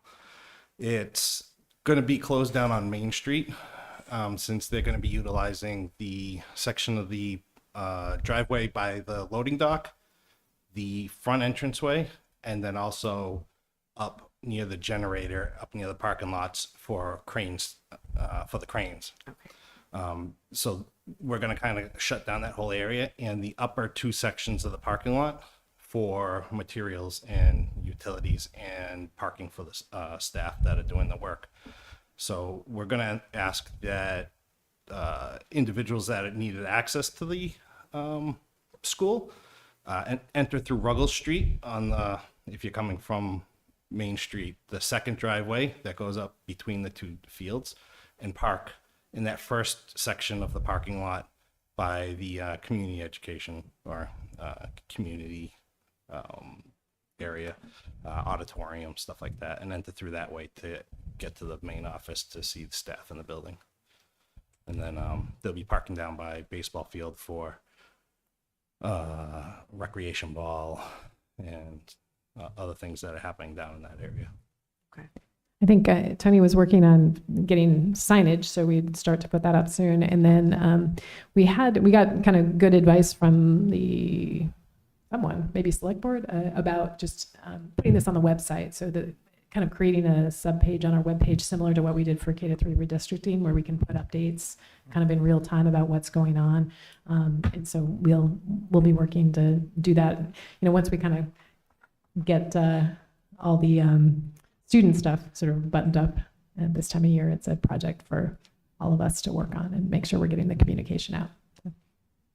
I think it also might be a good opportunity to mention, because usually during the summer the high school runs all kinds of programs through the rec department, and some of that is going to be moved to other locations, right? Yeah, we moved most of the programming off-site. Actually, a lot of things have gone to Gibbons, Fales, Armstrong. Really, the only programming that's happening in or around the high schools is really outside. It's run by the rec department on the fields in the back. And part of that is in a desire to kind of keep the grounds clear around the perimeter of the high school so that the folks can do their work safely. This is big, heavy equipment. It's a lot of materials and supplies, and we really didn't want to risk any of that. So ComEd is going over to Vales for this summer. Okay, we're good. Thank you very much. Thank you. All right, we're done with superintendent's update. Long one, sorry about that. We're only 10 minutes off. That's not bad, actually. Is there anyone who'd like to speak tonight? I see none. As we move to the discussion items. So we have a number of discussion items. We have 4 current business action items and several new business items. So we're going to start with the first one. So for the current business, I'm going to open each discussion with a request to motion. For the new business, we can start with the discussion and then wait for a motion. So for the first action item, to adopt a wellness policy, is there a motion? I move to adopt the new wellness policy. Is there a second? Second. Thank you. Is there a discussion? All right. Let's proceed to the vote. All those in favor? Aye. Okay, 5-0-0. The motion passes. Thank you. Is there a motion for the second item? I will move that we adopt the timeout and restraint policy. Is there a second? Second. Any discussion? Okay. All those in favor? Aye. All right, 5-0-0. Thank you very much. Third item. Is there a motion? Move to acknowledge the decarbonization road map plan as presented at our recent meeting and to support the recommendations therein. Okay, is there a second? I'll second. Discussion? Wow, all right. Let's proceed to vote. All those in favor? Aye. 5-0-0. Thank you very much. And the fourth item from the current business, is there a motion? I move to approve the school committee meeting dates for the school year 26 through 27. Is there a second? Second. Thank you. Any discussion? Comment. Sorry Yes. to Yeah, take no. us off our roll. No. It's good. I saw that in this version, it was TBA for the, Locations. others. Yes. Yeah. And so I guess, I don't, I've been thinking about this and I appreciate the thought about having our school committee meetings travel. However, I think it might be more work than, like, the juice isn't worth the squeeze necessarily. The custodians are going to have to set up the meetings. Westborough TV is going to have to be roaming. And I mean, we have a lot of business to attend to. And so to be moving it around, and if people don't know exactly, I mean, I might not even know where to go. I know you'll remind me, but I mean, I feel like we are predictable when we're in this space. People know where to find us. They come when they want to. They can watch us. And I worry that we will lose the quality of the Westborough TV production if we're moving around.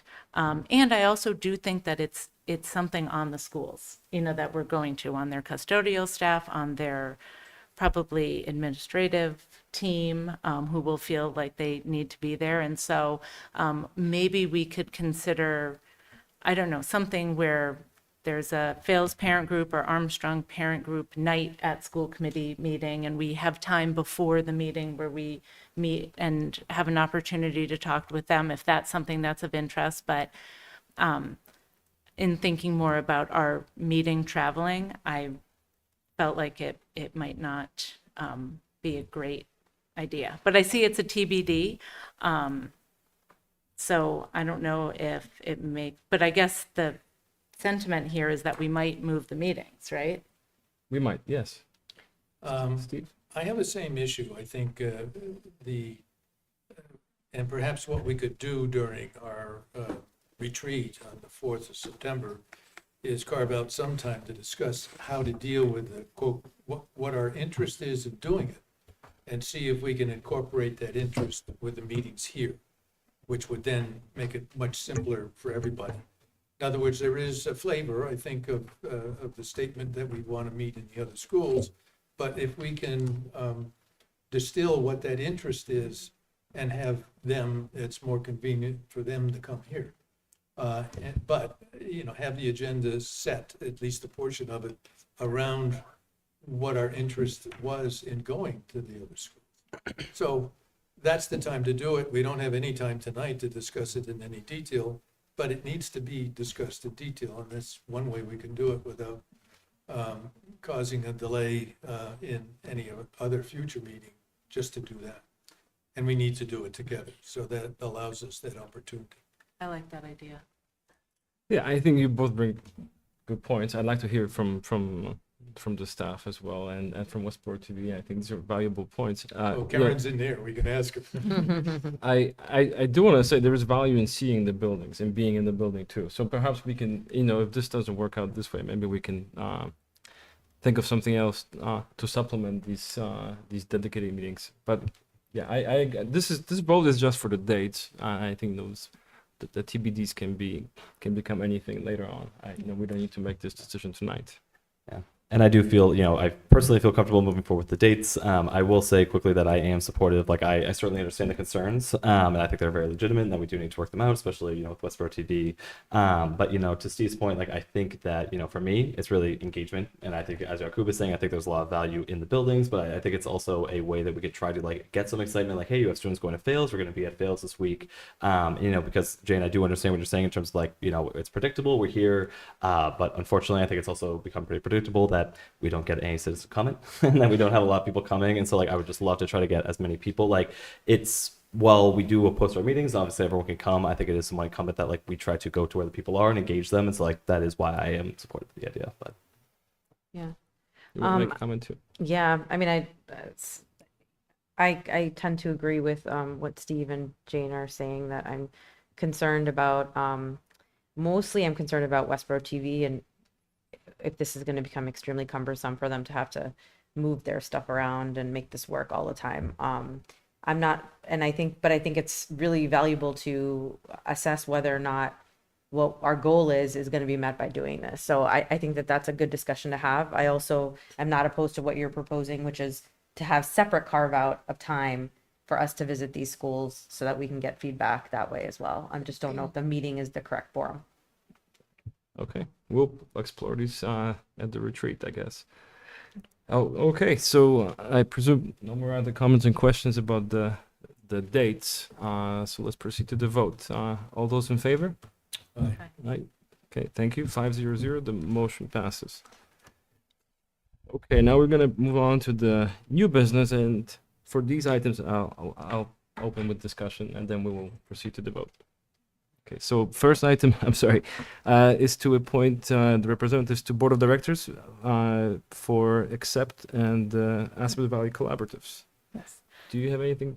I would say I have dutifully served as your representative to both collaboratives. It's very interesting work. I will say, I think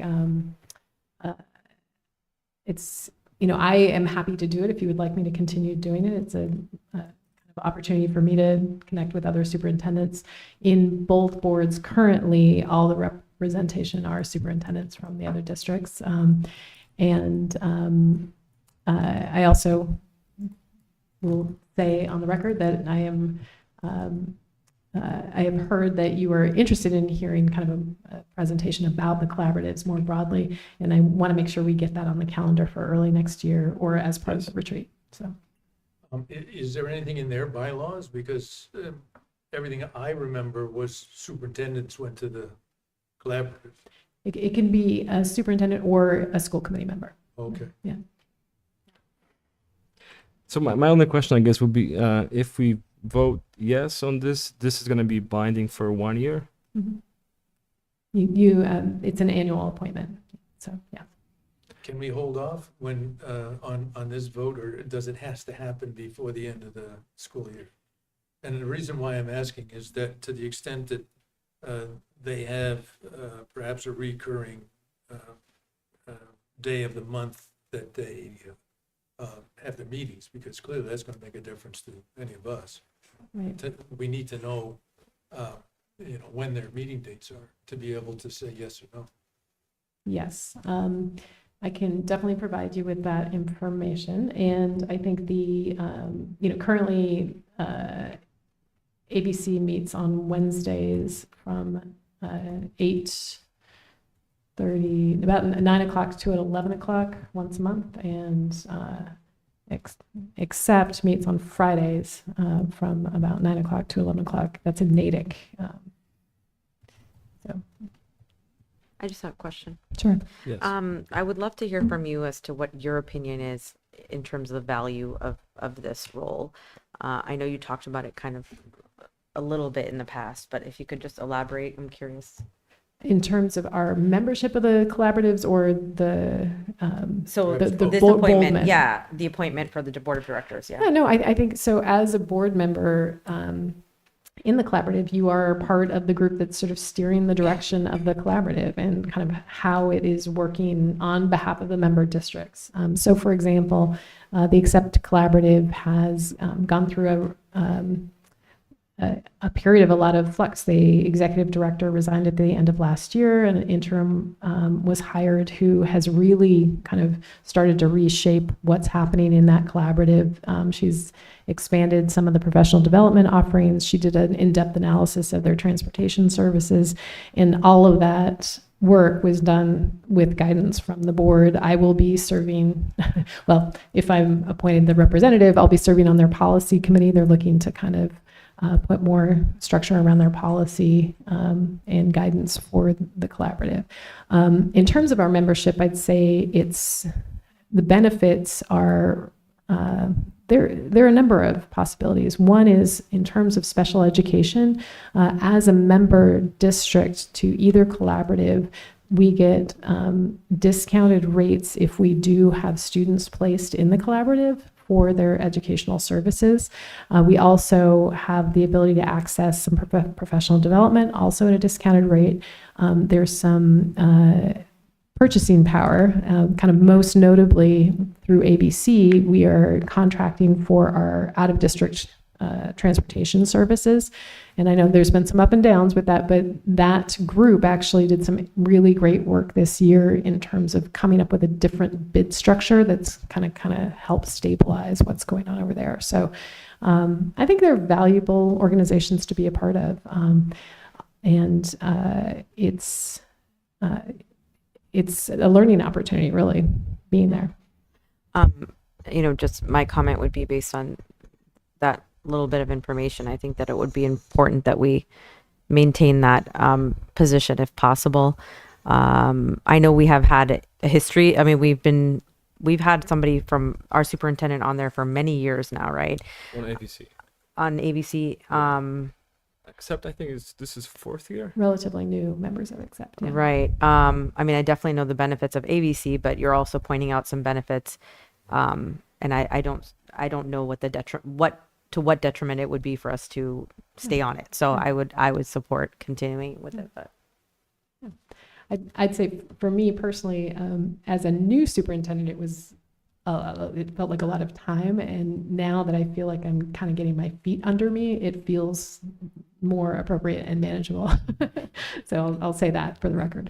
Yeah, I don't know whether you're just being polite to say, okay, it could be any of us. No, I am being Obviously, polite, yes. The history of superintendents on these two collaboratives, I think, is important. Yes. If you would rather continue, Yeah. I think that would be a good statement to make. I think it'd make it easier for us. Yeah. I am just doing my part in being like following the rules and letting you know that it could be any of you. I am happy to do it.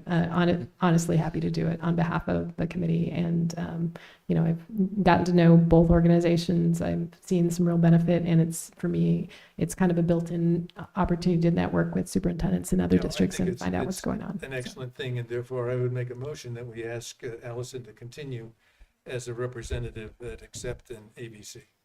Is there a second? I'll second that. See what happens when you change it. Any other questions?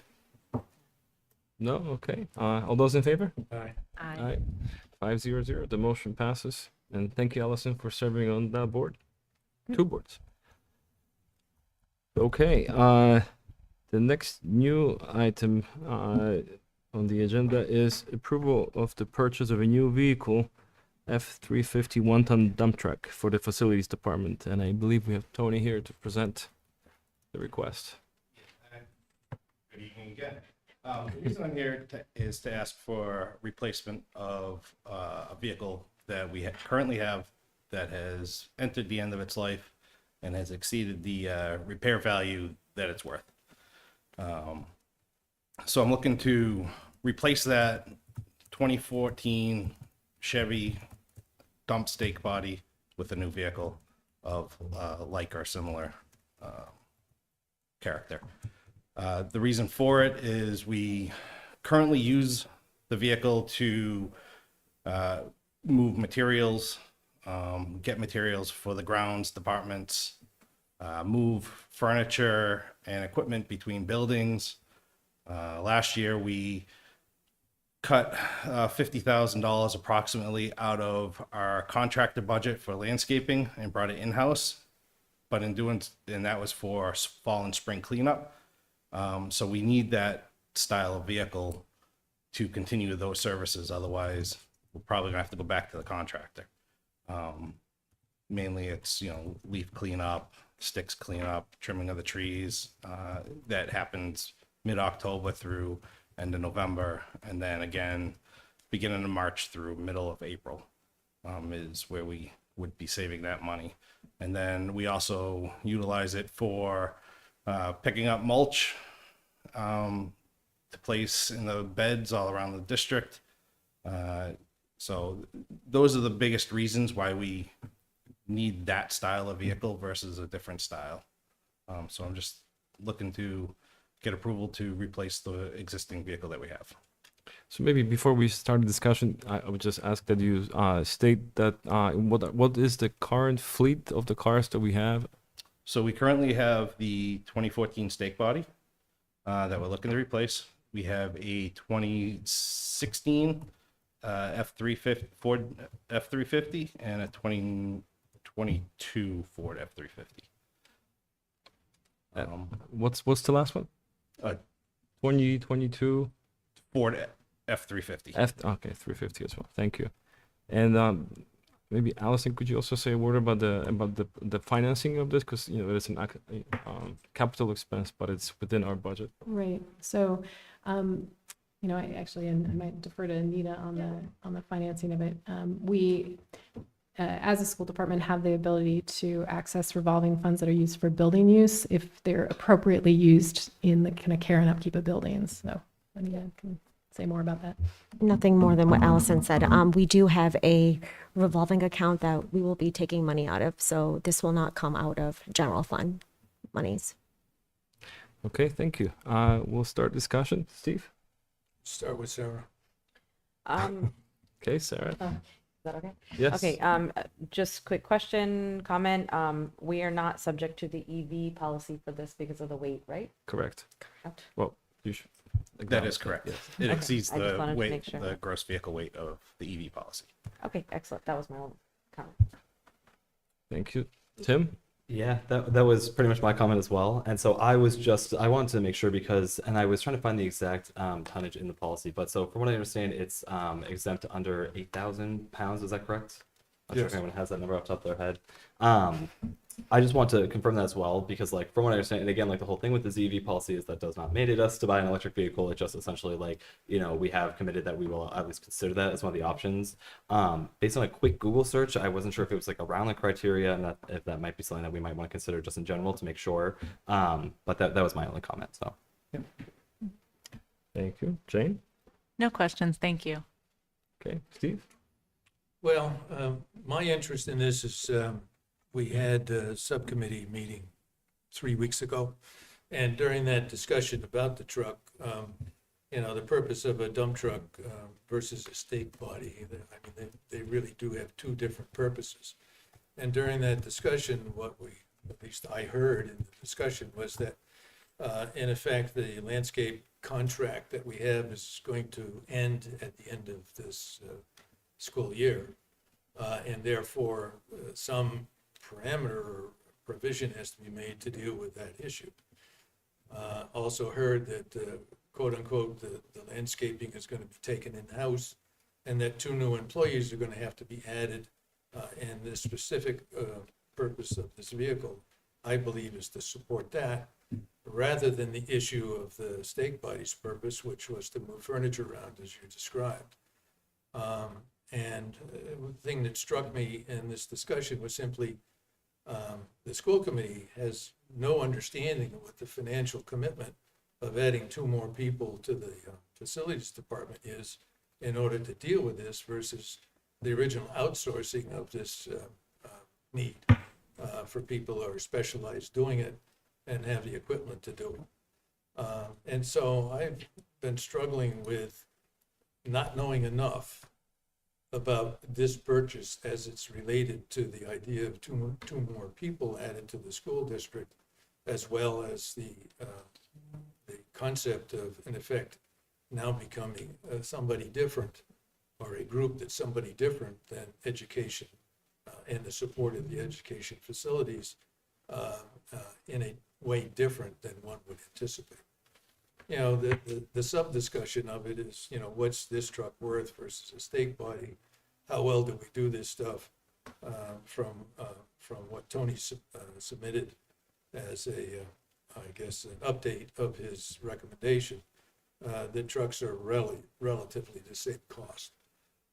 And so, like I said, I'm struggling with this because I really want to know the economics of the impact of this change in philosophy as to how we do business. And so I do not know if you went out to bid anytime during this year to continue the service so that you could have a true cost comparison to what it's going to cost the school district and the town, in effect, for, continued salary support,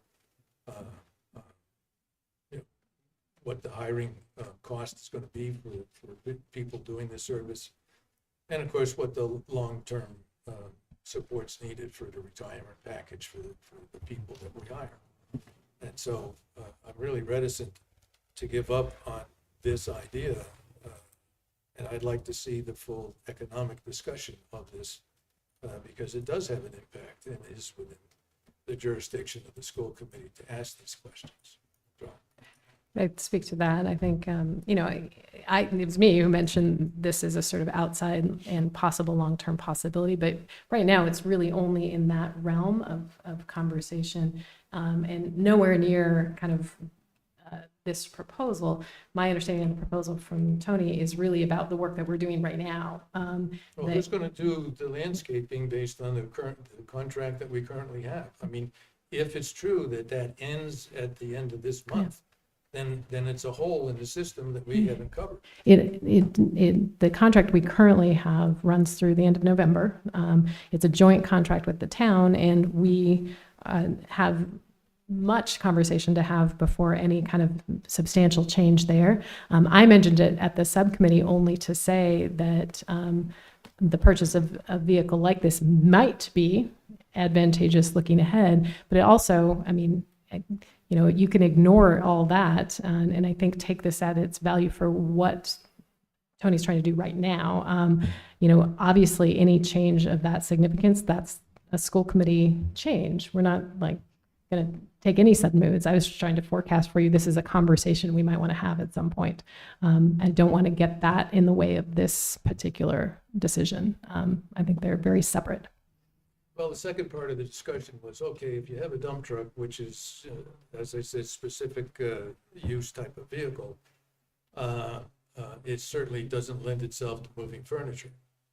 Having said that, the answer came back, well, we have trailers just like the other landscapers do, and that we would move furniture using those. My judgment would be, without change in philosophy, is then you don't need a stake body or this truck.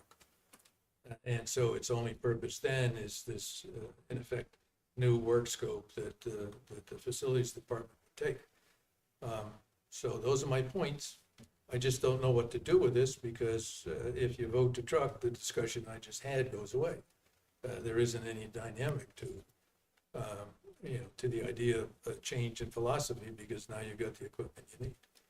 So, like I said, the timing of this particular discussion is terrible since this is the last scheduled meeting of this school year.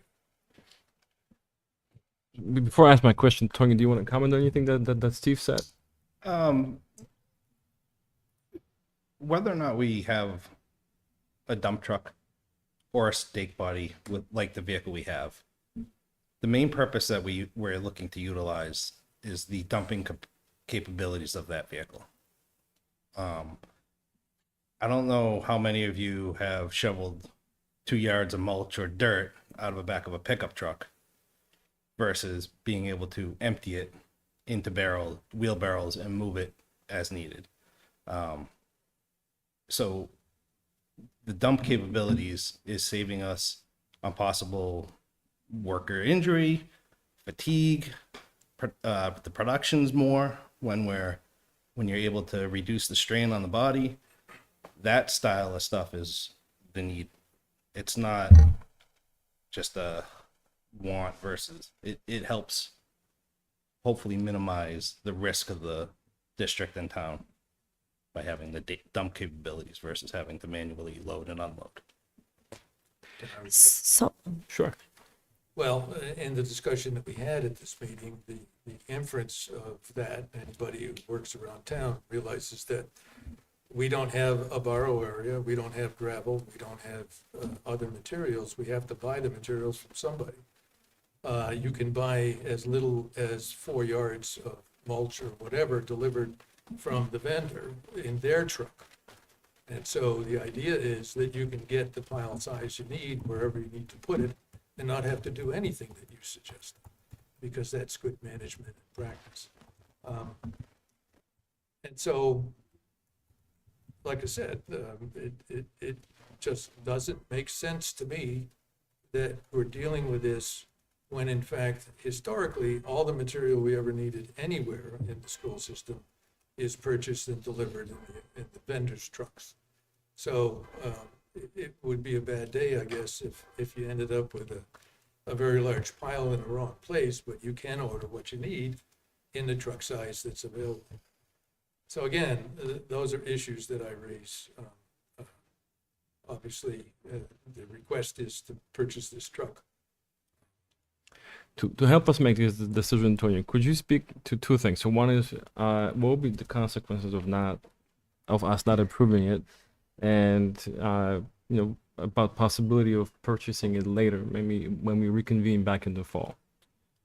So I'll take the second question first. Okay. Originally, I got a price from a vendor because they had a 1-ton dump, a Dodge 1-ton dump on site, and they were trying to get rid of it. It was available. They were giving it at even a reduced cost versus what it was. When I reached back out to them, that vehicle was gone, so I had to get a vehicle for a new build, which is 12 to 15 week lead time. So we can wait till the fall, but we're not going to get a truck till the winter. So we're going to miss the fall cleanup. And I if mean, we you'll be able to use your current one. It just will have to. It may need to be maintained. there's the dump piston needs to be replaced, so we won't be able to utilize the dump function of that. And then also there's an exhaust leak that needs to be repaired. So we really don't want to be driving it with the exhaust leak into the cab. So those two things have to be repaired. So if we're gonna pay $15,000-$20,000 to have those repaired, it's kind of a waste of money if we're gonna possibly be getting another vehicle. That's my opinion on. So really, if we wait, it just means we wouldn't, and you approve it, we wouldn't get the vehicle till December, January. Can I ask a question? Yes, absolutely. So, I think I'm missing a big part of this. Could you just elaborate on the functionality of this in today's in real time? Like, how would you be using the vehicle? I mean, I know that Steve is talking about when we're having mulch deliveries or stone deliveries, and they're, so that all makes sense. But could you just give us concrete examples of how you need to be shifting material around and how it's going to be used? So last week we had to move, and this is part of a conversation we had, but last week we had to move 60 music stands from Mill Pond to the high school in the afternoon. They had a function, then the next day we had to move them back. Now we could utilize the Yeah, it does that sometimes. We can still hear you. Yeah, go ahead. yeah, we could utilize a trailer to move the music stands, right? So that's where a stake body versus a dump would be beneficial. If we have to utilize it to move a piece of cleaning equipment from one building to the other, we could utilize a trailer versus a stake body. Where we're using the vehicles right now that we don't have another option is we're trimming branches out of trees. We're picking up leaves, not exactly right this second, but in the spring and the fall, we're picking up leaves. We have a box that goes on the back of the stake body. We blow all the leaves that fall into the stake body. We drive it over to the drop lot. We dump them out. If we don't have that dump capabilities, we either have to shovel them out or we pay the vendor, which 2 years ago was $27,000 in the fall, to clean up all our leaves and get rid of them. So that's where the dump capability of either vehicle helps us in our function daily. Thanks. Thank you. May I ask you, Steve, just, would you be more supportive of this if it wasn't a dump truck, if it was a stake body? Yeah, original discussion we had before the school committee was we have a stake body that's in tough shape. I forgot how old is it, 2014, I think? Correct. And I immediately said, fine, you don't want to drive a vehicle that's not safe. And if it's not safe, we should replace it.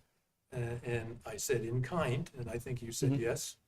And so I was 100% in favor of it, and I would be for this if it wasn't a dump truck. A dump body, stake body, a truck, to serve the purpose is what has been used, and it provides the scope that I believe we should be doing, which is supporting the building needs when there are other contractors out there who, on a competitive basis, should be available based on bids. So, like I said, this discussion seems to be, strange to me, because in my opinion, we do not need a dump truck. That's a construction vehicle. You have the function in the dump stake body that everything I've heard you say would be responded to. So, yeah, if this was in effect a purchase of a replacement stake body, I'd say, yeah, let's go to it. What is the difference in cost? $2,000 2 out of 80. Well, if you look Wait. at the what's being Sorry. presented right now, the stake body is $2,000 more than the dumb body that Tony's asking. I'm trying to understand, why would the stake body be more expensive? It seems to have fewer functions. It has more functions. Stake has more functions. Yes.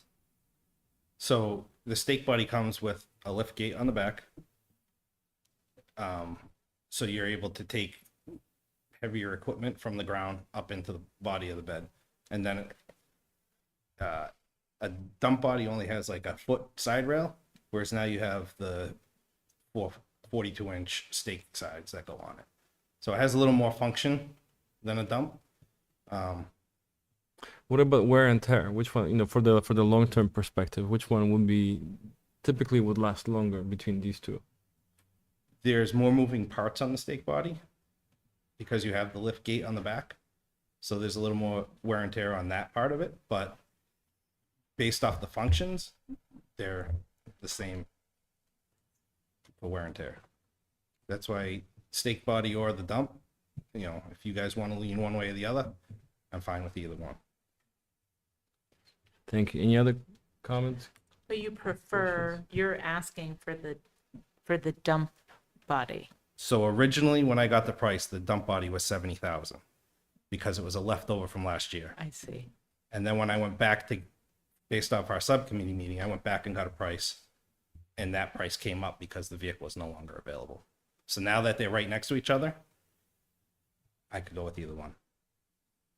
But does it lack, we're getting a real education here. I'm very confused. Does Can you the just state body dump the stuff? Yes. The way, oh, Yeah, it's got a piston underneath. If you scroll down, I think there are I see the pictures. I'm just trying to understand. So one is actually a dump truck, or it's dump body. I guess. Yeah. It's a dump body dump truck. Correct. So they all have the same cab. It's just dependent on what you put on the back of it. Yeah, and you're advocating for a dump body. I was originally advocating for the dump body because it was $12,000 cheaper than the stake body. That vehicle is no longer available, so we have to go with a new build dump body. That's why if I go with the stake body, it's $2,000 more. It'll work for us. If we go with the dump body, it'll work for us, and it saves us $2,000 and then a little less wear and tear maintenance on the back end. But according to you, functionally, both of those, either one Both of those will would work. work. And just, I guess, a quick point of clarification too. I am just taking a look and confirm that it's 8,500 is the weight for the ZEV policy, and I think we're potentially in somewhat of a gray area because it looks like the stake body does exceed that, and it's closer to on average 10,000 pounds, and the pickup body is a little bit under that, and so I'm not exactly sure how that it plays exactly, but I think theoretically, at least if we're we're not looking We're not looking at the pickup body. we're just Yeah. not looking at pickup. Okay. Yeah, Yeah. we're not looking at it at It's all. just there to, as a. bottom one of the That was Okay. just there for comparison Just on the- purposes, yeah. Thank you. For well, education. I don't think we should push this off because it's a $2,000 difference. And Yeah. if there's going to be any repair needed at all to, maintain continuity of use of whatever vehicle we have, it just doesn't make sense. So we should make a decision tonight. But so Steve, you are advocating for The stake the body. stake body, and that's acceptable. It's acceptable for me, yes. Just for clarity, so the stake body will do the dumping as well? Yes, it does. Okay, so I guess I'm missing where the argument is here, but okay. Does that also have to be built out? Yes, Yes. they all have to be built up. Okay.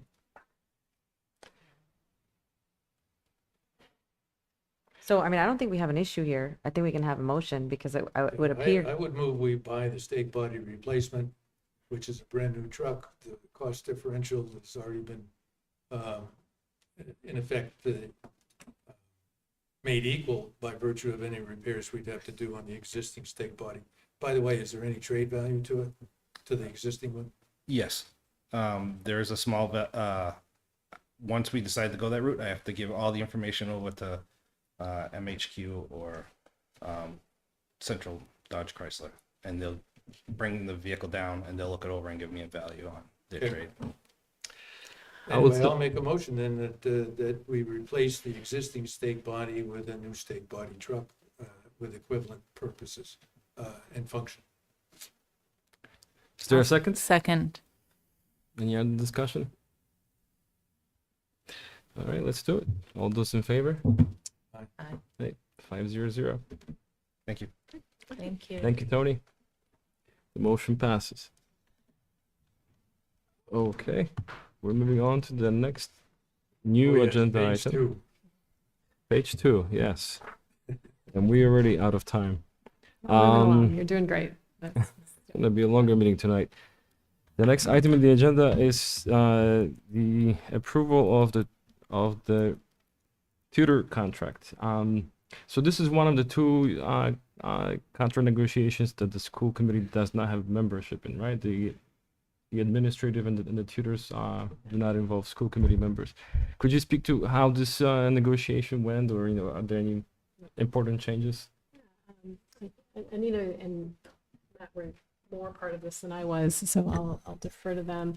I will say, you'll notice it's a 2-year contract, and that's in part because we are having conversations around potential restructuring that would move these jobs into a different kind of category. I had mentioned that in the strategic kind of priorities look ahead, but we're hoping eventually to create a structure at our elementary schools with the math program that parallels what we have for literacy, and having math specialists in place.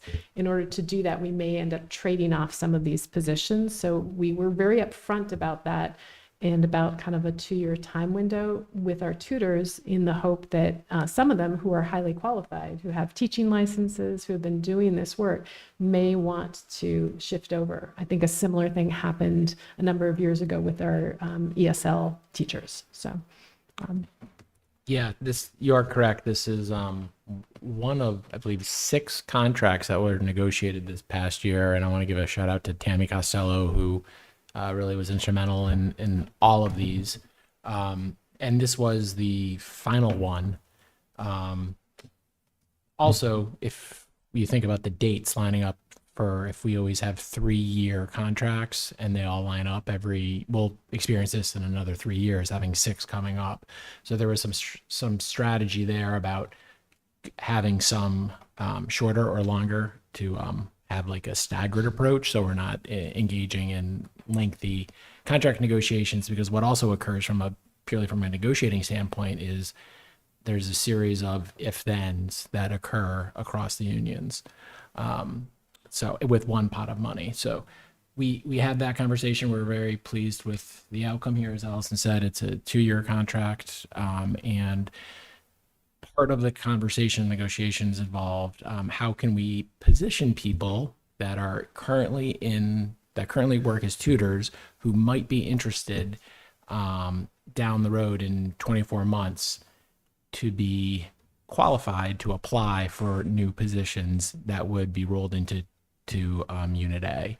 So that's something that we were being thoughtful of when we were having this ongoing negotiation.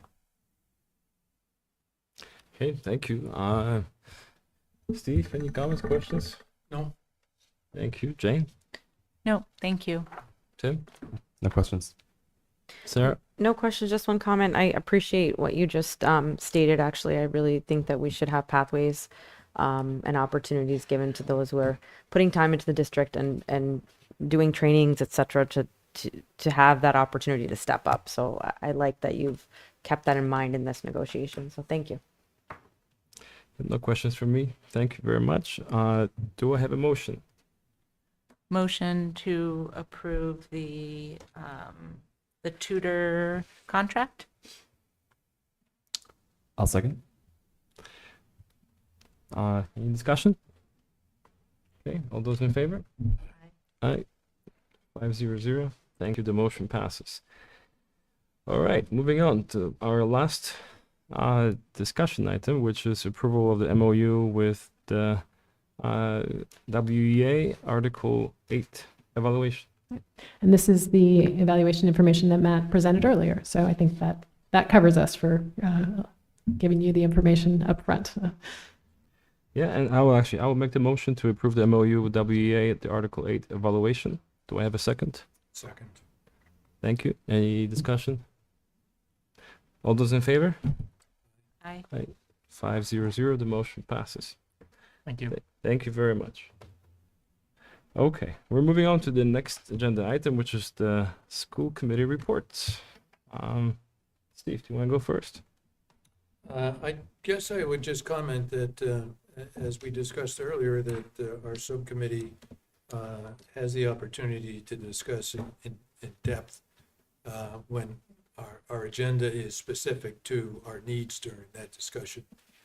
And I found it very beneficial with the opportunity to talk to Tony, Allison, Anita, in terms of all these other things that we don't get to in a meeting like this. We can get the details and the specificity that you need in terms of these kind of problems that we just went through to get to the nitty gritty of the purpose, the discussion, the amount of money, the time, and all of that stuff. So that agenda that we had for that meeting 3 weeks ago was the organization of the beginning of the contract for the roofing. And we had the opportunity to openly discuss, have you considered this? Have you considered that? Access to the school, who's going to go? Where's the contractor going to put all his materials? How is he going to get it on the roof? What kind of noise is it going to make? And all of those things were part of a four-way discussion that you heard some of it tonight. But, you know, the benefit of having the opportunity to sit with the people and the time necessary to deal with that specific comment. The other had to do with his truck. And the last piece was the new roof for the Gibbons Fieldhouse, which, like I said, was satisfactory. And I think in the future, we'll probably have, you know, other opportunities to present to the school committee in discussions like this, the details of things that you almost never hear. So that's it. Thank you, Steve. Jane? I just want to give a quick shout out to Project Graduation and talk a little bit about that, since I didn't know anything about Project Graduation until last year when I volunteered, and this year, and when I had recovered from being up till 1 a.m. last year, I volunteered again. There are people who volunteer from 1 to 5 a.m. and there are people there all night. And it is just such an amazing send-off for our students. So graduation was great. You guys put on a huge, great show there. But this, I think the majority of the class attends, which is really cool. And they have this really fun time together. It's the last time together. There are bounce houses and inflatable mazes and more food than you could imagine, and poker, and there was an animal show and line dancing, and it's just such a wonderful thing that our community does. Something that really wowed me is the group that runs it. The majority of them don't even have students in the school system anymore. And so I just am so appreciative of that. One of my kids will experience it next year, and he can't wait. And I just so appreciate, you know, the community support. So much stuff is donated. And I would also encourage everyone in the community who can to go do the walkthrough, because you can see, I mean, the decorations are amazing. I mean, they are really like just amazing. And there's a theme every year, and it's just a really, really cool thing. So I very much appreciate the community support around that, and especially the committee that puts it on. So I wanted to give a quick shout out to that. Just a piece of, I guess, history from my day doing that stuff. I just point out that obviously there's a lot of gifts from a lot of people that go there. And the original purpose of that was to make sure that our kids were in a location where they could be supervised, where we would know what was going on, and not be out and about, on a celebratory night and end up against a stone wall or a telephone pole. So our purpose was to protect the kids, to make sure they had a good time and keep them off the street for all of those hours. And we have been very, very successful as a result of that. So anybody who doesn't have a kid in school, donate. Because it works. Yeah. Thank you. Tim? I'll just quickly say congratulations to all the graduates, but nothing else to report. Thank you. Sarah? I didn't have anything to report, but just to echo what Jane said, we cannot be thankful enough to the committee members who put this on every single year. I also want to be really thankful to the community, because I think the way that it's supported and they rally around this, it could, there could be groups of kids who kind of just decide not to go, and then you get non-attendees, and then it could fall apart. But I feel as though all the kids go to this. It's absolutely amazing.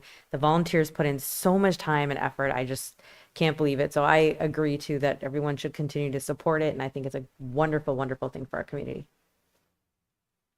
Thank you. I can't wait to learn more about this project myself.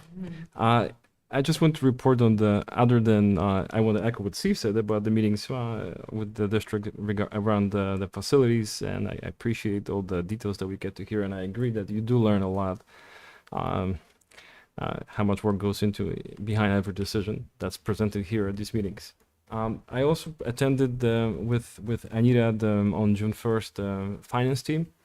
That's the I think monthly meeting between the town and the school system, and so there's a couple of highlights I wanted to just bring up here. The first one is there's a strong support across the board to continue the capital planning and starting it sooner, maybe even in August, to give us more time in preparation for the budget season.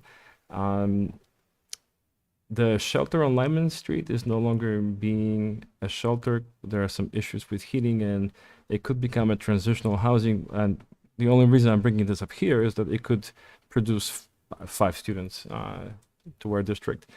And the last one, the library is expected to be done in September, which could mean that potentially in November and definitely in March we'll be able to. The town will be able to host the elections in the community center, and that frees up the high school, and that changes how we can schedule the PDs in the following years. So these are my updates, and there are no other comments. I'm going to move on to the next item within the school committee reports, which is superintendent's evaluation. So as part of our duty to oversee the superintendent, we have, as a committee, have to provide a evaluation according to 4 standards. Standard 1 is instructional leadership, and we ranked Allison as proficient on a scale of 1 to 3. That's the third highest ranking. On standard 2, management and operations, Allison was ranked exemplary, which is the highest rank. And then the remaining 2 are both proficient, the standard 3 being family and community engagement, and standard 4, professional culture. The overall rating is proficient as well. And now I'm going to read our feedback under each of the standards. So first is the instructional leadership. The superintendent demonstrates proficient instructional leadership through strategic thinking, long-range planning, and consistent support for district and building level leaders. The work on literacy, support for multilingual learners, completion of the NSIP, NSIP, NSIP program, and continued coaching for administrators reflects a clear commitment to strengthening instruction across the district. These efforts have established a solid foundation for sustained instructional improvement. The next phase of this work requires sharper movement from planning into implementation. Major priorities such as K-3 literacy and MyCap will benefit from clear implementation plans, attention to impact, and steady support for educators. AI should remain a significant instructional priority with clearer and more timely guidance for staff on appropriate, effective, and responsible classroom use. The superintendent's strategic approach is a strength. Continued growth will come from translating that strategy into visible classroom guidance, maintaining continuity in key instructional initiatives, and ensuring that staff have the direction and support they need as priorities move forward. Second standard, management and operations. The superintendent demonstrates exemplary management and operations, and with particularly strong performance across key operational areas. This was a demanding operational year, and the district benefited from effective work on the budget, capital planning, redistricting, bargaining, facilities matters, and the creation of a reserve structure to help manage future special education costs. The superintendent's public presentation of financial and operational matters has grown stronger. Budget and capital presentations were clearer, better prepared, and more persuasive, helping the community understand district needs and support important actions. Collective bargaining was handled professionally and fairly, balancing fiscal responsibility with the need to maintain productive relationships. Continued growth should focus on consensus building and the superintendent's advisory role in complex decisions. When matters are difficult or sensitive, the committee and community benefit from early impact analysis, clear professional recommendations, and the visible effort to build shared understanding before a process moves too far ahead. The superintendent has strong operational skills, and using that judgment more explicitly will further strengthen leadership in the standard. Standard 3, family and community engagement. The superintendent has strengthened family and community engagement through improved communication, greater visibility, and more deliberate relationship building. Her presence at community events, work with local organizations, and attention to public communication have helped build trust and confidence in district leadership. Important district processes have included meaningful community participation. Hiring processes, committee work, and outreach efforts have created additional avenues for families and stakeholders to understand and contribute to district decisions. The superintendent's ability to connect with people is a clear strength, and continued visibility will deepen that strength over time. The next area of growth is balancing the needs and expectations of families, community members, educators, and staff when those interests do not fully align. Continued attention to varied family groups, including families whose voices are less often heard, will make engagement more representative and durable. Clear communication about how input will be used in decision-making will also help set realistic expectations. The last standard is professional culture. The superintendent demonstrates strong commitment to professional culture. Her work reflects high expectations, professionalism, adaptability, and a steady focus on the district's mission, vision, and strategic direction. She communicates expectations clearly, addresses issues directly, and models a commitment to continuous improvement. The district's professional culture remains strong under her leadership. Informal office hours, increased educator input in professional development and hiring, and attention to district leadership feedback are positive steps towards strengthening staff connection and voice. These efforts matter because professional culture depends not only on high expectations, but also on trust, clarity, and shared ownership. Continued growth should focus on making staff input processes clear and meaningful. When surveys or feedback opportunities are used, staff should understand whether the purpose is diagnostic, advisory, or decision shaping. As the superintendent continues to build relationships across schools, she can further strengthen the culture in which staff voice is heard, expectations are realistic, and improvement work remains focused. And finally, overall rating, which is proficient. The superintendent's overall performance is proficient. She has grown substantially in her role, works extremely hard, communicates steadily, and has helped the district move through a productive and complex year. Her leadership reflects professionalism, positivity, a strong work ethic, and a clear commitment to the well-being of students and the performance of the district. Her strongest areas include long-term strategic thinking, operational management, community presence, and steady support for the administrative team. She has shown the capacity to manage major initiatives while keeping broader district priorities in view, and confidence in her leadership continues to grow.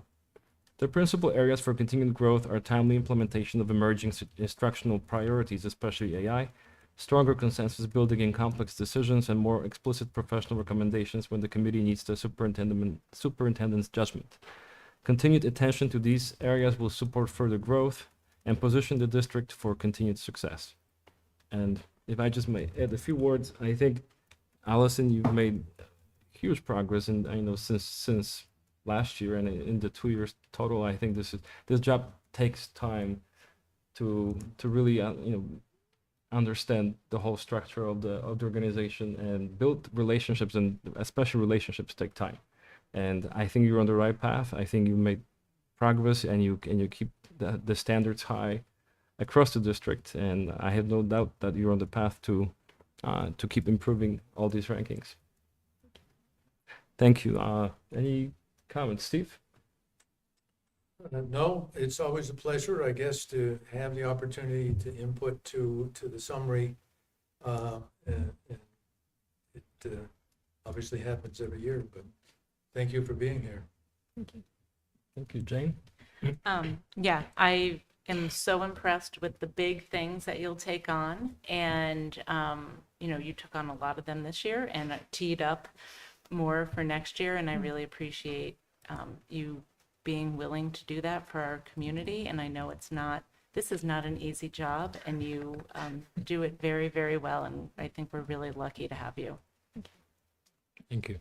Tim? Yeah.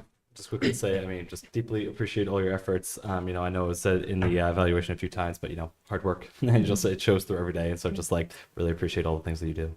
Thank you. Thank you, Sarah. Yeah, I will echo all of those comments. Having been chair this year, I know how many things were on our plate. I mean, it was a lot. I was telling her this is another part-time job, and it almost felt like almost a full-time job, but it was a lot. So if that's the kind of time that we put into it, I can not even imagine the hours that you're putting in when you're going home and constantly all the time. So I appreciate all the work you do. I'm really looking forward to seeing, you have a lot of ideas, I know, and I know that you want to try and bring, move work forward. And I'm really curious to see how that's going to take place in the next couple years. So looking forward to that. Thank you. I will also add, we already listed earlier, I listed all the changes coming next year, like, wellness restraint policy, phone bell-to-bell, homework policy, AI, but I forgot redistricting, which, we just approved, but the implementation is coming, and that's a huge one itself. Yeah. So, you're very ambitious, and you started very early, I believe, in just the second year to introduce, major long-term changes to the district, and I think it's great. It just, will take time for all these changes to bloom and for everybody to recognize. But I think your efforts are well recognized. Thank you. I really do. I know it's always a little nerve-wracking to be evaluated in public, and I want to say I'm deeply appreciative of working with this particular committee. I think it's a wonderful thing to be working with an elected board who are all here kind of for the right reasons and all willing to put in the work to support the educators who are here on behalf of kids. And I would also say I am incredibly fortunate in that I walked into a situation with an extraordinary team. The district level leadership team and building leadership, they are committed, they are hardworking, they work well together, they're highly invested in kids, in everything about kids, and their academics, but also their kind of well-being, their sense of place in the community. And it's really an honor to be working with them as a group. We've added a few new members this year, and they are bringing wonderful kind of energy and perspective into that team and working well. And so I'm excited about the work ahead. I think we are taking on some things, but they're timely. They're things that kind of are, coming before us. And I think it's important that we do the things we do, because I truly believe really great school systems can keep getting better. And until we have gone to bed every night thinking that we've done everything we can for every single child, there's still work to do. So thank you. I appreciate the opportunity. It's a great job. Thank you very much. All right, so in my dream we would do one vote for the whole consent agenda, but I have a feeling we won't be able to do it all in one swoop. Do you want, before we go into the consent agenda, actually, do you want to speak a little bit? Maybe we should have a moment of discussion about the school improvement plans. Sure. Just in very broad strokes, you'll notice that there's a kind of a shift happening where some of them, not all of them, are quite all the way there yet, but they're starting to move to be more aligned with the overall district strategy. So particularly K-3 sort of led the charge, and I like their format, and I think we're going to try and move this direction for all the schools coming up. But what they've done in their improvement plans is they've really replicated kind of the focus areas from the district strategy. So it's almost like a nesting doll, if you think about how this works. And they're sort of making sense of what that looks like at the school level, and the details of school-based levels. For next year, I did ask the principals. They used to do this, and I think it stopped kind of around COVID time, but they're excited to get back to it. They will be coming to this meeting when we do this presentation next year and doing a little bit more robust presentation. We didn't do that this time for two reasons. One is the length of the agenda, and the other is that timing. We made this shift from having these in the fall to having them in the spring, which is where they're supposed to be by statute. So I'd say I point that out, that's an important highlight. And I really want to thank the principals and the site councils, the school councils that create these plans. They aren't just administrative, they're representative, there are parents involved, there are teachers involved in sort of thinking a little bit about how do we take each individual school and continue to make growth and progress in these key areas. So that's my broad overview. Yes. Thank you. So I suggest that we break the consent agenda, because Sarah already mentioned her attitude towards voting on the handbook. So perhaps we break into three votes, and then we can have discussion under each. So first of all, do I have a motion for the approval of the minutes from May 27th? So moved. Is there a second? I'll second. All those in favor? Aye. Thank you. It's 500. The minutes are approved. The next item will be the approval of the student handbooks. Is there a motion? I move the student handbooks as presented. I second. Is there discussion? So I had originally said that I was suggesting removing the list of holidays, but Allison, your explanation that this is really for the students to have the dates that the teachers are aware of, right? That's the reason behind it. I mean, you did say, and this is exactly my fear, Yakub, that if we were to use these, there's 49 of them. Like, that's exactly the thing that I'm worried about with listing everything out, that this would be our proposal for holidays. But if the point of those being listed out is so that the students, it makes it easier for the students, then I will not. So that was my whole. I think in fact, just when we sent out the student survey, one of the things Matt asked explicitly was, if you celebrate something and it's not on this list, let us know. I mean, we are trying to sort of make an effort to acknowledge all the things that might potentially be out there for folks, so that kids feel empowered to do that, and also so that teachers are aware that these are the dates that could potentially come up, so that they're not caught by surprise. And I think if they're not caught by surprise, their reaction is likely to be much more supportive and helpful, and that's what we want. The only thing I'm thinking though is that this year, some of the dates are holidays, right? So Yes. I don't know if, I mean, it probably is inefficient to be changing it, you know, this year and next year, but I just think these things are, you know, this list is supposed to be for homework, right? And some of those days are holidays, so there wouldn't be school and homework that day, but I will not make any changes. Can I just make a comment on that? I think the intent of this list was what Allison said, but I think it's also, so when you say it's for homework, and it's really just to make the teachers aware that these exist, and actually it may expand because there may be kids that come along and say this was not on there and it's not on there, and it's could get bigger and bigger, and that's okay. But so that, you know, one, for the child to feel acknowledged, but also when they say, you know, we took a day off, the teachers kind of had a heads up that, hey, listen, these are real holidays, they exist, and you may have a child that's going to be taking off for this, so please accommodate that sort of thing. And also that it has to come from the parents, correct? The request, you know, If it's, around the holidays. yeah, I think so. This first year will be strange, as Jane points out, because we have some of these days off, so they're sort of already carved out of our calendar. But the way the policy is written, it's looking for either student or parent to make sure they're doing some outreach, and for an excused absence for a parent to do the outreach. I'd say another piece of this too that came up in the process is that even with the holidays that we have on the calendar, there's not enough awareness about what they are, why they're meaningful.